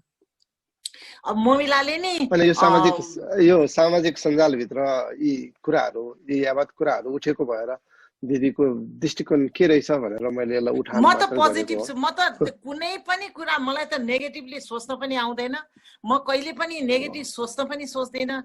मलाई अरूले नेगेटिभ सोचेको पनि खासै रुचि राख्दैन। कसैले नेगेटिभ कुरा गर्छ भने म उपेक्षा गर्छु होइन। किन उपेक्षा गर्नु जस्तो सजिलो कुरा केही पनि होइन। उहाँहरूको पनि अब तर यस्तो हो, राम्रो मान्छे छ र पो नराम्रो मान्छे छ र पो राम्रोको कदर हुन्छ त होइन। खराब मान्छे छ र पो असल मान्छेको कदर हुन्छ त नि होइन। त्यसकारण त्यो दुवै दिन छ र पो रात छ र पो दिनको कदर हुन्छ त। त्यसकारण त्यो प्रवृत्तिलाई त मान्छेको प्रवृत्तिलाई चाहिँ खासै हामीले रिमुभ गर्न त सक्दैन। उनीहरूको जन्मजात प्रवृत्तिहरू त नेगेटिभ सोच्नेहरू नेगेटिभै सोच्छ, ठिकै छ, त्यो पनि उहाँहरूको कुरा हो होइन। त्यसमा पनि हामीले रेस्पेक्ट गर्नुपर्छ। हामीले हरेकको फिलिङलाई स्थान दिनुपर्छ, हरेकको फिलिङलाई हामीले रेस्पेक्ट गर्नुपर्छ होइन। तर एउटै कुरा चाहिँ के हो भने हामीले त्यो सुक्को पैसा तिर्न नपर्ने माया सद्भाव बाँड्नलाई कन्जुसाई गर्नु किन? मेरो कुरा त्यति मात्रै हो होइन। प्रशंसा गर्नु कन्जुसाई किन? अब त्यसपछि फेरि अब यो प्रधानमन्त्रीको पद त होइन, प्रधानमन्त्रीको पदमा लुछाचुरी किन नहोस्? त्यो त पैसा पनि आउँछ, इज्जतमा अब त्यो प्रतिष्ठा पनि आउँछ, सबै कुरा आउँछ। योमा त हामीले त हाम्रो त प्रधानमन्त्रीको पद त होइन होइन। अब यो त खुला आकाश हो, जति उड्छु भने नि उड्न सक्नुहुन्छ। अनि खुला समुद्र हो, जति पौडन्छु भने नि पौडन सक्नुहुन्छ। खुला धरती हो, जति दौडन्छु भने नि दौडन सक्नुहुन्छ। त्यसकारण एक अर्काको खुट्टा तान्नु पर्ने, एक अर्काप्रति ईर्ष्या गर्नुपर्ने, जलन गर्नुपर्ने कुनै आवश्यक छैन। आफ्नो प्रतिस्पर्धी आफै हो। लेख्न सके राम्रोसँग लेख्नु, नलेख्नु पनि के फरक पर्छ र? त्यो लेखेर के हामी त्यहाँ अहिले विश्वमा गएर नोबेल प्राइज पाएर ल्याएर आउने त होइन होइन। त्यसकारण त्यो केही पनि छैन। तर अबको भाइ बहिनीहरूले चाहिँ नोबेल प्राइज ल्याउने हिसाबले लेखुन् भन्ने अभिष्ट एउटा मेरो हार्दिकता चाहिँ छ। मेरो भाइ बहिनीहरू सबै पुस्ताप्रति चाहिँ प्रगति गरोस् होइन। नेपाली साहित्यमा मात्रै होइन, विश्वमै नेपाल एउटा उदाहरणीय हिसाबले उनीहरूले कायम गर्न सकुन्। सबै भाइ बहिनीप्रति चाहिँ मेरो आशीर्वाद छ। म त हजुरआमा पुस्ता हुँ एक त पनि साहित्यमा पनि। त्यसकारण मलाई मेरो नाति नातिनी पुस्ताहरूले चाहिँ हाम्रो पुस्ताले जस्तो दुःख नपाउन् भन्न सोध्छु, प्रगति गरून् भन्न सोध्छु। सबैको भलो होस्, सबैको जय होस्, विश्वमै जय होस्, विश्वकै भलो होस् भन्न सोध्छु म त। हजुर, पक्कै पनि सकारात्मक सोच लिएर अगाडि बढ्यो भने जहिले पनि खुसी भइन्छ र सबैको भलो चिताउने मान्छेको जहिले पनि जय हुन्छ पक्कै पनि। अब अलिकति एउटा जिज्ञासा सावधान गर्नु पर्यो। भुपी शेरचन र उषा शेरचनमा साहित्यिक नाता त छँदैछ, त्योभन्दा बाहेक केही नाता पर्छ कि पर्दैन? मैले यो चाहिँ अलिकति अलिकति जान्न मन लागेर। ल हुन्छ हुन्छ, म भन्छु। भुपी शेरचनहरू भनेको हाम्रो थकाली समाजमा पनि, अब भुपी शेरचन थकाली समाजबाट कवि हुनु भनेको 8औं आश्चर्यभित्र पर्छ। हाम्रो समुदाय भनेको कस्तो हो भने हाम्रो थाक खोला मुस्ताङमा होइन, त्यो थाक 700 भन्छ, त्यो भित्र बसेका मान्छेहरू चाहिँ विशेष गरेर व्यापार व्यवसायमा बढी, हुन त भौगोलिक बनोटले गर्दा पनि होला, व्यापार व्यवसायमा आकृष्ट हुने, व्यापार व्यवसाय भौतिक हिसाबलाई चाहिँ एकदमै हाम्रो महत्त्व दिन्छ होइन, तर कला सङ्गीत तर आफ्नो संस्कार र संस्कृतिलाई पनि त्यत्तिकै महत्त्व दिन्छ। तर त्यो अब बाँकी यस्तो साहित्यतिर खासै रुचि राख्दैन, उहाँ झुक्केर जन्मनु भएको हो, तर उहाँहरू चाहिँ एकदम धनीको छोरा, फेरि यति धनी, अब धनीको त के कुरा गर्नु परेर होइन, फेरि त्यति बेला उहाँहरूको बुवाहरूले सुब्बा पदवी पाएको होइन, त्यसकारण अब धन शमशेरको दरबार किन्ने उहाँ, अनि त्यो दरबार चाहिँ कान्छा छोरा भएको भएर भुपी बुवाको हातलाई परेको थियो त्यहाँ होइन। अनि तर भुपी बुवाहरू त हामीभन्दा त धेरै सिनियर भयो, जस्तो हाम्रो के भन्छ हाम्रो यो हाम्रो चेतन दाई, त्यति बेला पनि पोखरा चाहिँ एकदम साहित्यमा चाहिँ उडबड थियो। चेतन दाई हुनुहुन्थ्यो, यो प्रज्ञा दाई हुनुहुन्थ्यो, अनि यो नारायण दाईहरू हुनुहुन्थ्यो, उहाँहरूको यो चन्द्र फुपूहरू हुनुहुन्थ्यो, त्यो जस एउटा ग्याङ थियो। अनि यो कर्णदासको मम्मी पनि हुनुहुन्थ्यो, अनि उहाँहरूको एउटा ग्याङ थियो त्यति बेलाको। अनि यो हाम्रो धर्मेन्द्र सेवानको बुवा पनि जस्तो लाग्छ मलाई। अनि त्यति बेला चाहिँ साङ्गीतिक वातावरण साहित्यिक वातावरण निकै बाक्लो थियो उहाँहरूको बेलामा। अनि त्यति बेला चाहिँ नाटकहरू लेख्नुहुन्थ्यो र हाम्रो स्कुलमा नाटक मञ्चनको लागि उहाँ माछा पोखरीदेखि हिँडेर आउनुहुन्थ्यो हाम्रो चेतन दाई। अनि हाम्रै टोलको अहिलेको कान्छी श्रीमती चाहिँ हाम्रै टोलको कान्ति दिदी चाहिँ हाम्रै टोलको हुनुहुन्थ्यो। अनि त्यति बेला उहाँसँग अब लभ परेको रहेछ, अब के थाहा हामीलाई, त्यस्तो बच्चा त्यति त थाहा हुन्थेन। त हाम्रै टोलको बाटो हिँडेर आउने। अनि हाम्रो टोलको त्यो अलिकति पछाडि तेर्सापट्टि भन्ने ठाउँमा चाहिँ हाम्रै मामाको अमृत प्रसाद मामाको जुन उद्योग वाणिज्य अमृत कक्ष चाहिँ हाम्रै अमृत मामाकै नाममा छ अहिलेको उद्योग वाणिज्यको, जहाँ साहित्यिक कार्यक्रम हुन्छ पोखरामा, उहाँकै मामाको नाममा हो, उहाँ मामाकै जग्गा थियो। अनि त्यो जग्गामा चाहिँ यो के अरे मेला लाग्थ्यो। त्यति बेलाको मेला पनि हामीलाई त भयङ्कर ठुलो लाग्थ्यो होइन। अनि त्यो मेलामा बिङ्गो खेल्ने रहेछ, अब अहिले सोच्यो भने, अनि त्यो बिङ्गो खेल्ने, बियर खाने रहेछ। अब त्यो बियर पनि थाहा छैन मलाई, चुरोट खाने होइन, अनि बियर खाने, त्यो ठिटाहरूको त्यो जमातहरू। अनि म त वाल्ल परेर हामी हेर्थेँ। अनि त्यो जमातमा चाहिँ एकदम ह्यान्डसम अनि त्यो खालको। अनि पछि चाहिँ नानगोपाल दाईको चाहिँ, अब अहिले चाहिँ म नानगोपाल सङ्गीत कोषको अध्यक्ष पनि भएँ। त्यति बेला त म त्यो नानगोपाल दाईसँग बोलेको नि छैन, कहिले दोहोरो बोल्न नि बोलेन मैले त होइन। अनि त्यति बेला नानगोपाल दाई पनि भर्खर बिहा गरेर जाँदा पेमला भाउजूलाई लगेर सायद घरमा नहुलेको भएर होला पोखरामा जानुभएको थियो। अनि उहाँहरूको ग्रुपलाई त्यसरी टाढाबाट देख्ने, त्यो गर्ने बाहेक मेरो सामिप्यता केही पनि छैन, उहाँबाट कुनै प्रेरणा पाएको नि होइन, केही पनि छैन। जसरी अब विश्वेश्वर प्रसाद कोइराला, जसरी अब हाम्रो के दौलत विक्रम विष्ट दाईहरू, जसरी केदार के अरे हाम्रो के अरे व्यतीत दाईहरू जस्तै नै हो, उहाँहरू माधव दाईहरू जस्तै हो, हाम्रो सत्यमन दाईहरू जस्तै हो, त्यस्तै नै हो। त्योभन्दा बढी उहाँहरूसँग कुनै सामिप्यता छैन। एकाडेमीमा हुँदा मैले 2 चोटि भेटेको थिएँ र मैले उहाँहरूले अब त्यो साहित्यिक त्यो कविता महोत्सवमा उहाँहरूले वाचन पनि गर्नुभएको थियो अतिथि कवि भएर। त्यसपछि बिरामी भएपछि चाहिँ 2 चोटि जति घरमा भेट्न गयो। मेरो भेटघाट त्यति नै हो। उहाँले मलाई एउटा क अक्षर पनि देखाउनु भएको छैन, मैले पनि देखाएको छैन उहाँलाई। त्यस्तो कुनै साहित्यिक हिसाबले उहाँबाट मैले प्रेरणा पाएको अथवा उहाँबाट त्यो पाएको त्यो केही पनि होइन। हाम्रो त फेरि हाम्रो साइनो बुझ्न गाह्रो छ कि, सितिमितिले बुझ्दैन। हाम्रो त मामा चेला फुपू चेला बिहा हुन्छ, त्यसपछि त्यो एकदमै जेरी जस्तो अल्झेको हुन्छ हाम्रो साइनो। त्यसकारण हाम्रो चाहिँ व्यक्ति पछि फरक फरक साइनो लगाउने हुन्छ। र मैले उहाँको श्रीमतीलाई मैले सानी भन्छु, त्यसकारण हिसाबले भुपी बुवा भन्थेँ मैले। ए हजुर हजुर। अनि यो चाहिँ नि अब मलाई एउटा चाहिँ यो तर सबैले उहाँको छोरी तर होइन। हजुरले अहिले भन्न भनेकै सन्दर्भलाई जोडेर मैले फेरि एउटा प्रतिप्रश्न गर्न खोजेँ। जस्तो अहिले हामीले दौलत विक्रम बिष्टको कुरा आयो, गोविन्द मल्ल गोठाले, केदारमान बेठित, यिनीहरू जस्ता अग्रज स्रष्टाहरू जसले साहित्यमा निकै योगदान पुर्याइरहेका छन्। तर बिस्तारै नेपाली साहित्य समाजमा अलि ओझेल पर्दै गएको हो। यद्यपि जस्तो केही संस्थाहरू, भानुभक्त, नरसिंह प्रसाद देवकोटा, केहीहरू बाहेक धेरै संस्थाहरू जसले नेपाली साहित्यलाई निकै ठुलो योगदान र महत्त्वपूर्ण भूमिका निर्वाह गरेर चाहिँ अस्त हुनु भएको छ। यसलाई चाहिँ कसरी लिनु भएको छ? यहाँकै कुरा प्रसङ्ग बस उठेको होला। म भन्छु एकदमै भन्छु। जस्तो विजय मल्ल दाईहरू पाको न्युरोडमा घर छ, उहाँहरू अरबपति हुनुहुन्छ होला। त्यो अब त त्यो जग्गा बेचे पनि त्यति धनी छ होइन, उहाँहरू हुनुहुन्थ्यो। उहाँहरू त एकदम खानदानी। जस्तो विजय मल्ल दाई, गोविन्द गोठाले दाई, कृष्णचन्द्र सिंह प्रधान दाई, धुसा दाई होइन, दौलत विक्रम दाई। अनि तर सबैभन्दा धेरै कार्यक्रम चाहिँ केदारमान बेठित दाईले गर्नुहुन्थ्यो। आफ्नो घरमा ठुलो बैठक थियो, उहाँको ज्याठामा घर थियो होइन। अनि त्यसमा चाहिँ उहाँले नै हो मलाई यो मुक्तक सम्राज्ञी भन्ने पनि खासमा त केशवराज पिराली दाईहरू पनि आउँथ्यो। त्यहाँ चाहिँ नईको बिहा भइसकेको त थिएन, तर दुवैजना नई पनि आउनुहुन्थ्यो। अनि प्रायः जसो दाईले कार्यक्रमहरू गरिराख्नुहुन्थ्यो। अब अहिलेको जस्तो बाक्लो कार्यक्रम हुन्थेन, पातलो हुन्थ्यो। तर पातलो भए पनि त्यति बेलाको कार्यक्रमहरू गरिमामय हुन्थ्यो होइन। अनि त्यसकारण त्यहाँ चाहिँ मैले दाईले चाहिँ मलाई म त खासमा त मुक्तक त अब हाम्रै पोखरामा हरिदेवी कोइराला भाउजू, म अनि हाम्रो एकजना साथी थियो सुलोचना श्रेष्ठ, उसले त लेख्दै लेखेन, मल्ल हो पहिला। अनि त्यसपछि त्यति मात्रै थियो खासै। अनि रसकुमारी दिदी हुनुहुन्थ्यो क्या अरे त्यस्तै। अनि त्यसले गर्दा अब पोखराबाट त वास्तवमा अब म मात्रै या काठमाडौँमा त त्यो भयो।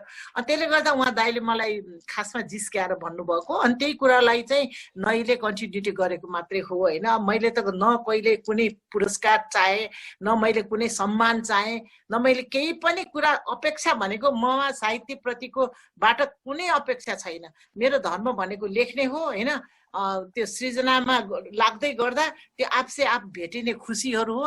त्यो खुसी भेट्दा पनि मलाई त डर लाग्छ, किनभने त्यो भनेको त जिम्मेवारी थपिदिएको, अझै लेख भनेको, अझै त गहिरेर जा भनेको हो। त्यसकारण त्यो बुझ्नुपर्ने हुन्छ होइन। अनि दाईहरूसँगको सामिप्यता जस्तो सत्यमन दाईहरू उस्तै हुनुहुन्छ तर दाईहरूबाट मैले एकदम धेरै माया पाएको। अब जस्तो हाम्रो के अरे माधव प्रसाद घिमिरे दाई, अनि दौलत विक्रम बिष्ट दाई, अनि त्यसपछि दाईहरू कृष्णचन्द्र सिंह प्रधान दाई त भनिहाले। उहाँहरूको जुन एउटा ईश्वर बल्लभ दाई होइन, सबै दाईहरूबाट मैले एकदमै धेरै स्नेह चाहिँ पाएँ। अत्यन्त स्नेह गर्नुहुन्थ्यो सबै दाईले। अनि मदनमणि दीक्षित दाई होइन, धेरै नै माया गर्नुहुन्थ्यो। सबै वासुदेव त्रिपाठी दाईदेखि लिएर अब त्यो बेलाको दाईहरू, कुनै पनि दाई दिदीहरू जस्तो भुवन दिदीहरू भयो, अनि हाम्रो मन्जु काँसुली दिदीसम्म चाहिँ म भन्दा सिनियर हो, बेन्जु दिदीहरू। अनि त्यसपछि बानिरा दिदीको त झन् कुरै गर्नु परेन। म एकजना मात्रै त्यस्तो व्यक्ति हो जसले टेलिफोन नगरिकन बानिरा दिदीको घरमा जान सक्ने म एकैजना मात्रै, म एउटा मात्रै साहित्यकार हो। त्यस्तो माया गर्नुहुन्थ्यो दिदीहरूले। तर जे होस् त्यो हिसाबले म धेरै नै भाग्यमानी। मन्जुल दाईहरू भयो, धेरै दाईहरू राम्रो हुनुहुन्थ्यो। त्यति बेलाका दाईहरू प्रति मेरो एकदमै, दिदीहरू प्रति सबैप्रति एकदम सम्मान छ। अनि हाम्रो समकालीन चाहिँ बाठो के होइन। पहिलाको चाहिँ दाईहरू चाहिँ या त एकाडेमीमा जागिर खायो, या त अब अलिअलि त्यस्तो कोही कोही त हुनुहुन्थ्यो। तर हाम्रो चाहिँ कस्तो जेनेरेसन भने हामी पुल पनि हो हाम्रो जेनेरेसन। फेरि हाम्रो जेनेरेसनमा जसले लेखिरहेको छ सबैजना अहिलेसम्म कन्टिन्युटी छ। उनीहरूले चाहिँ साहित्य पनि गर्यो, साहित्य सँगसँगै आफ्नो छुट्टै व्यवसाय पनि, अब जागिर भए जागिर, जे भए पनि एउटा छुट्टै व्यवसाय गरेको भएर त्यो जिन्दगीको गाडी र के अरे सृजनाको गाडीलाई चाहिँ सँगसँगै डोराउन सफल भएको के अरे जेनेरेसन चाहिँ हाम्रो जेनेरेसन हो। नत्र भने कविहरूको छवि के हो, त्यो फुलेको कपाल, पालेको कपाल, अनि एउटा पुरानो झोला भिरेको, चप्पल लगाएको, कुर्ता सुरुवाल लगाएको, त्यस्तो खालको छवि जुन थियो नि, त्यो एउटा दयनीय छवि मात्रै कवि हो भन्ने जुन भ्रम छ नि, त्यो भ्रम चाहिँ हाम्रो जेनेरेसनले चाहिँ तोडेको हो। मलाई हाम्रो समकालीनहरू सबैप्रति गर्व छ र सबै पनि निरन्तर छ हाम्रो समकालीनहरू जसले लेख्नु भएको छ। तर मेरो समकालीनमा चाहिँ कविता लेख्नेमा सायद म एक्लै मात्रै म अड जेनेरेसन हुन सक्छु, किनभने इन्दिरा प्रसाईहरू चाहिँ उहाँहरू कथा लेख्नुहुन्थ्यो पहिला, कथाबाट नै बढी परिचित हो। कविता त धेरै पछि लेख्नु भएको हो। मभन्दा माथिल्लो हाम्रो मन्जु काँचुली दिदीदेखि लिएर चाहिँ अनि मेरो जेनेरेसन सुरु हुन्छ, त्यसपछि अनि ममिला बहिनीहरूको जेनेरेसन, त्यसपछि अब सरस्वती प्रतीक्षाहरूको जेनेरेसन, त्यसरी सुरु हुन्छ। हजुर, पक्कै पनि। त्यसकारण म त भाग्यमानी छु। थुप्रै संस्थाहरूले सम्झिन पनि पायो, यसमा हजुरले स्मरण गर्नुभयो। जसरी अहिले नेपाली साहित्यलाई यो उचाइमा लिएर आउने। तपाईले सोध्नु भएको प्रश्नको जवाब चाहिँ मैले अलि ओझेलमा पर्नु भयो समस्या के छ भने जस्तो भनौँ हाम्रो सिद्धिचरण दाईको माइली छोरी त मेरो साथी भयो। त्यति बेला फोटो खिच्ने त्यस्तो अब हातमा क्यामेरा थिएन, मोबाइल थिएन, कहिलेकाहीँ क्यामेरा हुँदा खिच्ने हो। सिद्धिचरण दाईसँग त म धेरै नै सँगै छु। हाम्रो शान्ताले घरमा बोलाउँदा सिद्धिचरण दाई बुवा पनि आउनुहुन्थ्यो। मैले दाई भन्थेँ, फेरि मैले सबैलाई दाई नै भन्थेँ। मेरो साथीको बुवा भयो नि, मैले सिद्धिचरण दाईलाई नि दाई भन्थेँ। तर अब एउटा समस्या के छ भने जसको अनि छिन्नलता भयो, उहाँले पनि बोलाउनुहुन्थ्यो, धेरै माया गर्ने, हामीले आफू भन्थे। अब कुरा के छ भने आफ्नो परिवारले सङ्घ संस्था चलाइदिएको छ, प्रतिष्ठान खोलेको छ भने वर्षमा एकचोटि सम्झेको छ होइन। नत्र गोपाल प्रसाद रिमाल दाई होइन, गोपाल प्रसाद रिमाल दाईहरू, दौलत विक्रम दाईहरू, आमामा दौलत विक्रम दाईको उपन्यासहरू कम्ता छ, कस्तो राम्रो छ उहाँहरूको लेखनहरू। त्यस्तो लेख्ने दाईहरू कहाँ हराउनु भयो? गोपाल प्रसाद रिमाल अहिले त खालि के अरे आदिकवि भानुभक्त, त्यसपछि मोतीराम, त्यसपछि चाहिँ हाम्रो सम र के भन्छ महाकवि र कवि शिरोमणिलाई मात्रै सम्झेर त्यहीमा अट्कै छ क्या है, अट्कै छ। त्यसपछि त्यसैले गर्दाखेरि अब राज्य सत्ताले सम्झेर त्यो गर्ला भन्नु छैन। त्यसकारण त्यो कविता लेख्ने भाइ बहिनीहरूले पनि के अरे आफूलाई लेख्ने भनेको आफ्नो आत्मसन्तुष्टिको लागि हो। यसमा चाहिँ पैसाले किन्न नसकिने आत्मसन्तुष्टि पाइन्छ। तर यसमा यो ऊ भनेर त्यो गर्नुपर्ने कुनै आवश्यक छैन। अबको जेनेरेसनले उहाँ दाईहरूको अनुहार त याद छैन होला, किनभने त्यो फोटो पनि प्रशस्त हुँदैन, त्यो पनि हुँदैन। त्यसकारण परिवारले सम्झेको छ भने सम्झेको छ, राज्य सत्ताले त के सम्झेको छ र? खै सम्झेको जस्तो लाग्दैन मलाई त। निकै मिठो कुराकानी भइरहेछ। जति अब नसकौँ यो कार्यक्रमलाई निरन्तरता दिइरहँ जस्तो पनि लागिरहेछ। तर शैलेशजीले समयको मलाई सङ्केत गरिरहनु भयो। 1 घण्टा त ठिक छ, 1 घण्टा भन्दा बढी अब कार्यक्रमलाई बिट मार्नु अगाडि रामगोपाल अस्कोच हाम्रो कविज्यूले एउटा प्रश्न गरिदिनु भनेर मलाई इनबक्स गर्नुभएको छ। यसलाई म यो प्रश्न सोधेर हजुरबाट अनिखेर कार्यक्रमलाई बिट मार्ने अनुमति माग्छु। दिदीलाई एउटा प्रश्न छ मेरो भनेर उहाँले भन्नुभएको छ। नेपालमा अहिले पाठकको मृत्यु भयो कि जिउँदैछ? लेखकको मृत्यु उहिले घोषणा भइसकेको हो। सबै सिन्डिकेटको विरोध गर्दै सिन्डिकेट खडा गरेका छन्। यस्तोमा साहित्यलाई कसरी सम्प्रेषण गर्ने? पाठक त आफ्नै पाठ बुझ्दैनन्, पढ्दैनन् अचेल भनेर भन्नुभएको छ। उहाँको यो प्रश्न मलाई सोधिनु भनेर समस्या अहिलेको समस्या एउटा समस्या चाहिँ के छ भने सबैले चाहिँ आफ्नो हेरोस्, सबैले आफ्नो पढोस्, सबैले कमेन्ट गरोस्, लाइक गरोस्, सब्सक्राइब गरोस् भनेर सोच्नुहुन्छ। तर अरूको पढ्नु पर्छ भनेर चाहिँ बिर्सनुहुन्छ। त्यो चाहिँ पक्कै हो होइन। सिन्डिकेटको कुरा चाहिँ त मलाई थाहा छैन, किनभने म कुनै पनि ग्रुपमा छैन। म त भन्छु साहित्य जब ग्रुप हुन्छ त्यो लङ्गडो हुन्छ होइन। त्यसकारण साहित्य भनेको त खुला आकाशमा विचरण दिनुपर्छ होइन भन्ने म मान्यता राख्छु। म त कुनै गुटमा पनि छैन, कुनै पनि केहीमा पनि छैन। म त खुला आकाश हुँ म होइन। म सबैको दिदी हुँ, मलाई त दिदी हुनमै गर्व छ। त्यसकारण म त्यो सिन्डिकेटको कुराहरू केही पनि बुझ्दिनँ होइन।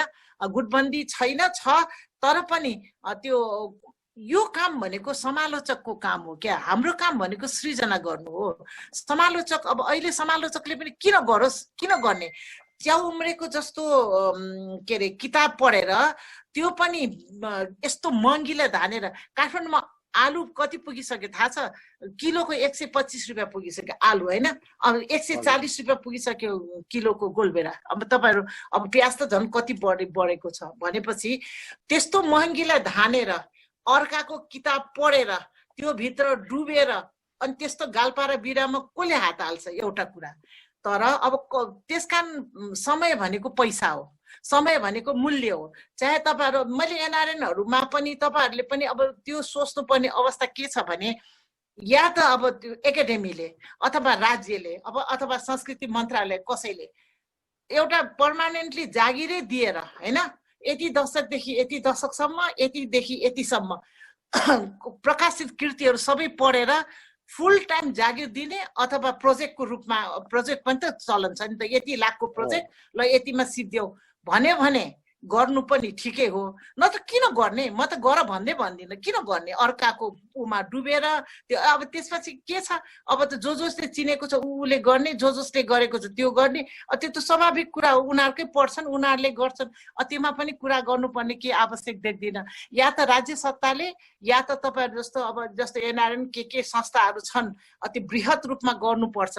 त्योमा चाहिँ ल एकैचोटि गर्न पनि गाह्रो हुन्छ। यति दशकदेखि जस्तो अब हाम्रो शङ्कर लामिछाने दाईहरू हुँदा, हाम्रो भुपी दाईहरू हुँदा उनीहरू त भाग्यमानी, उहाँहरूको त एकदम राम्रो, जति लेख्थ्यो त्योभन्दा बढी समालोचकले ठाउँ देखाइदिन्थ्यो, तेरो स्तर यहाँ छ, ल तिम्रो ठाउँ यो छ, यस्तो भनेर भन्थ्यो। अब अहिले त त्यो पनि अवस्था छैन। त्यसकारण पढ्दै नपढेर हचुवाको भरमा मूल्याङ्कन गर्नु पनि राम्रो कुरा होइन होइन। अनि आफूले पढेको मात्रै राम्रो हो भनेर त्यो नपढेको झनै राम्रो छ भने त त्यो पनि राम्रो कुरा भएन। त्यसकारण यदि समालोचकलाई प्रोजेक्टको रूपमा ल यति यति यति भन्यो भने नेपालमा समालोचकहरू 101 छ। महेश पौडेल छ, केशव ऊ छ, ज्ञानु अधिकारी छ, ज्ञानु पाण्डे हुनुहुन्छ, रजनी ढकाल हुनुहुन्छ, गीता त्रिपाठी हुनुहुन्छ। अब 101 समालोचकको लक्ष्मण प्रसाद गौतम हुनुहुन्छ, नेत्र एटम हुनुहुन्छ, उहाँको श्रीमती बिन्दु म्याडम हुनुहुन्छ। अब कति हुनुहुन्छ एकदमै प्रखर समालोचकहरू, एकदमै बायस नभइकन ल तपाईहरु गर्नु पर्यो। यो यो यो के अरे राजनीतिक गन्धको हिसाबले पनि हैन, गुटबन्दीको हिसाबले पनि हैन, सिन्डिकेटको हिसाबले पनि हैन, स्वतन्त्रपूर्वक जुन जस्तो अवस्था छ त्यो अवस्था तपाईले भनिदिनु। तर त्यो फेरि समालोचकको अर्थ त्यहाँ यो लेखेछ भन्ने हैन नि त। त्यो समालोचकले नि गहनतापूर्वक त्यो समालोचना गरेर एउटा गतिलो कृति निकाल्यो भने एनआरएनहरु जस्तो यो अनेसास के छ, म त्योमा सदस्य त छु तर म कहिले पनि भाग लिएको छैन हैन। म त्यो बुझ्दिन कि त्यस्तो, म त चुनाव जब यस्तो यस्तो कुरा आउँछ म त्यस्तो के पनि कुरा बुझ्दिन। म त मनको कुरा बुझ्छु, सबैलाई मनले माया गर्छु हैन।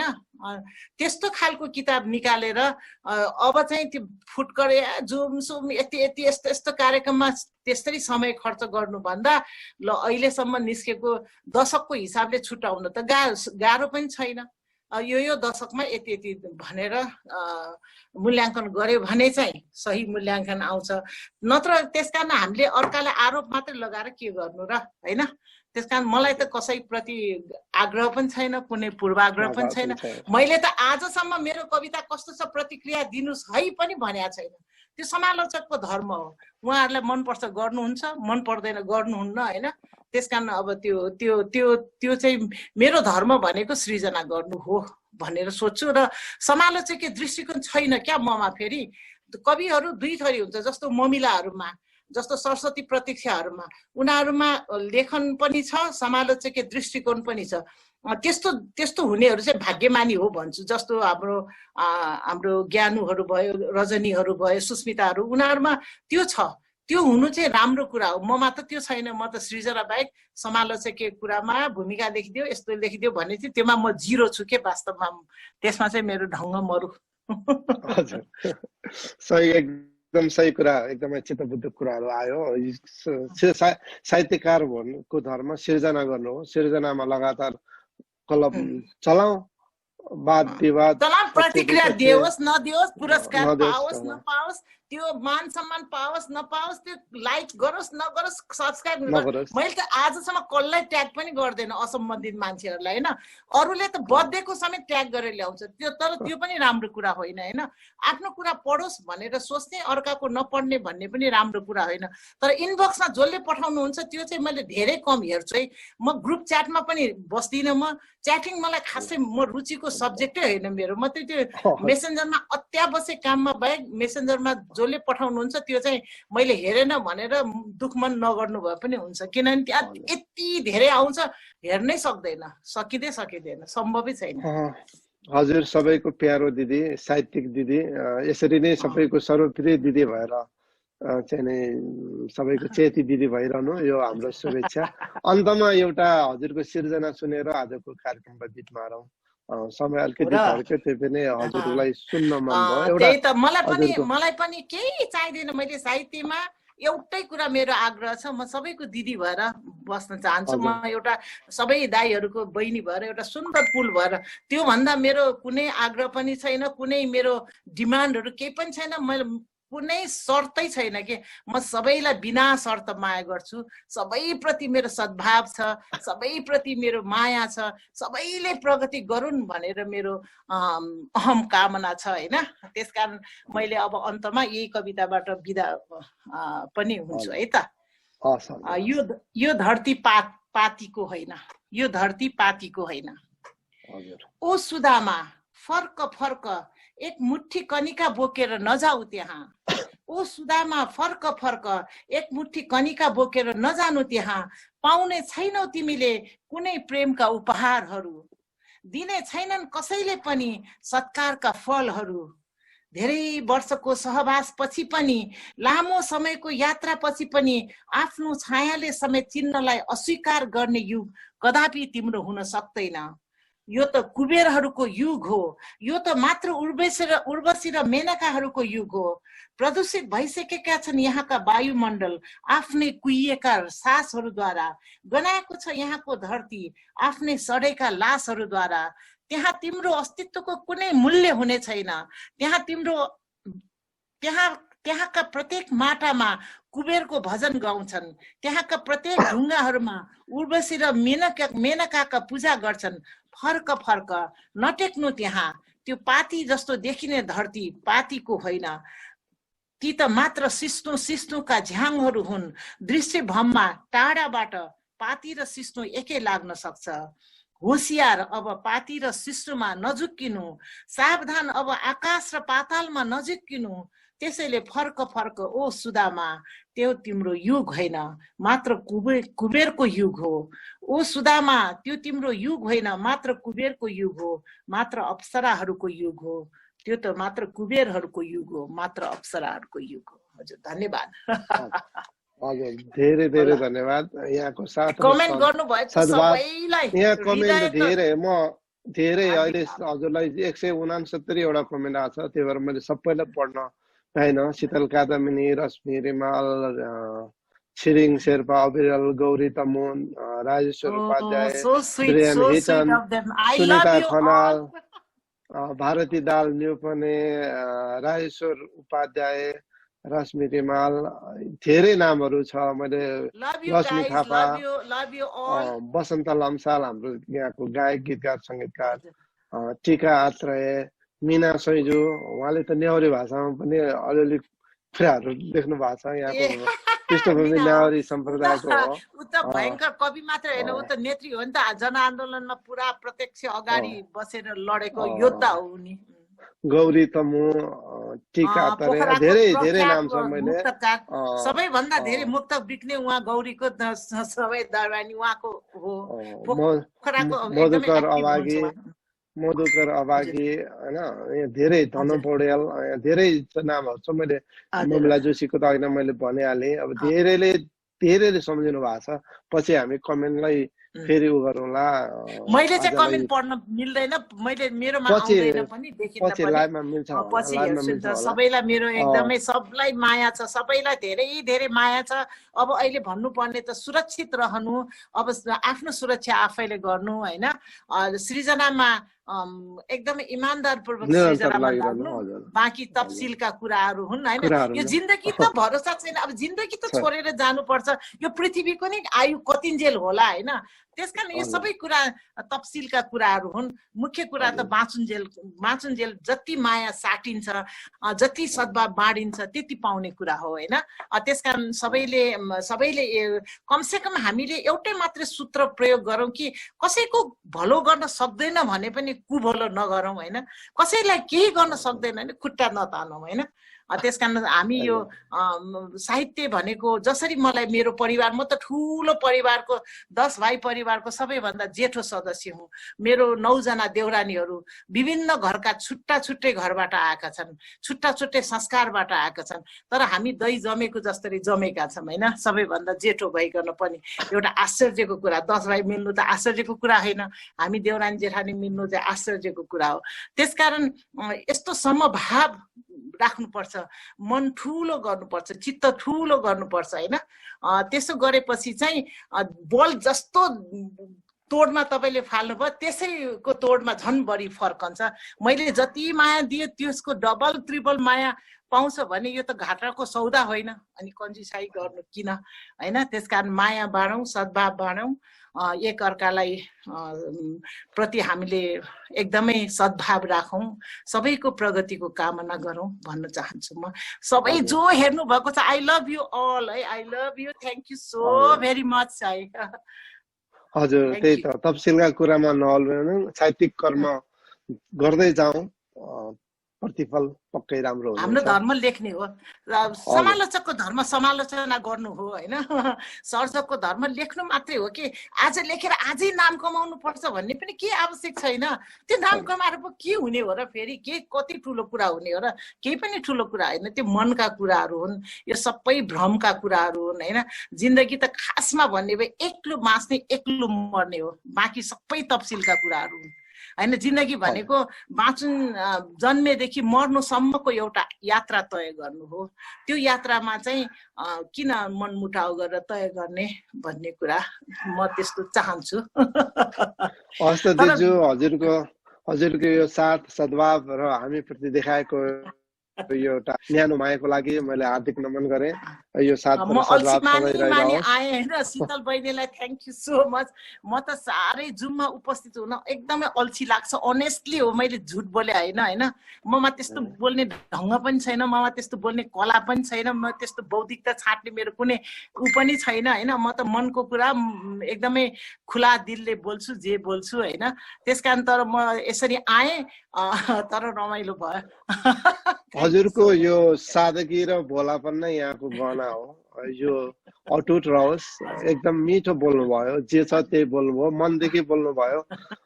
फेरि पनि यो साथ र सद्भावलाई धन्यवाद भन्दै आजको यो बसाइबाट छुट्टिने अनुमति माग्दै अर्को हप्ता अर्को सर्जकसँग फेरि कुराकानी गर्नेछौँ।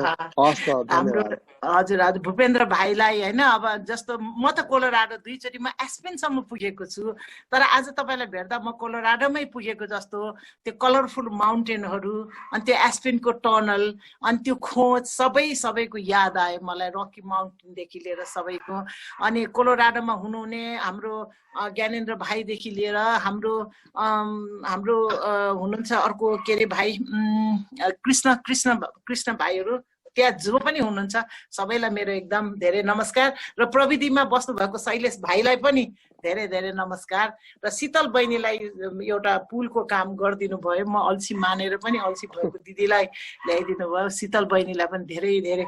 शीतलको चाहिँ कस्तो छ भने जस्तो नाम त्यस्तै बानी छ क्या उसको फेरि, तर गजलमा त ऊ त अब्बलै छ। आफ्नो क्षेत्रमा गजल उत्थानको लागि, गजलको लागि चाहिँ उसले साँच्चैको लागि परेको छ र जस्तो नाम उस्तै व्यवहार छ के उहाँको।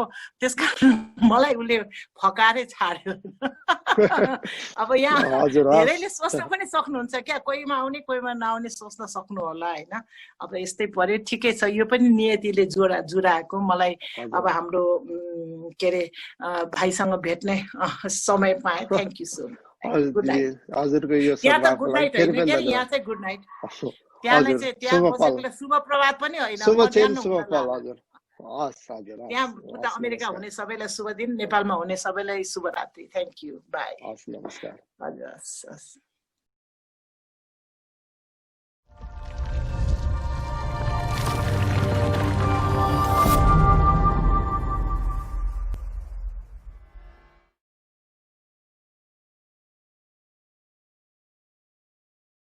म जीवन लुइटेल, तपाईहरू हेर्दै हुनुहुन्छ BRT Nepal.com। एन्जोय।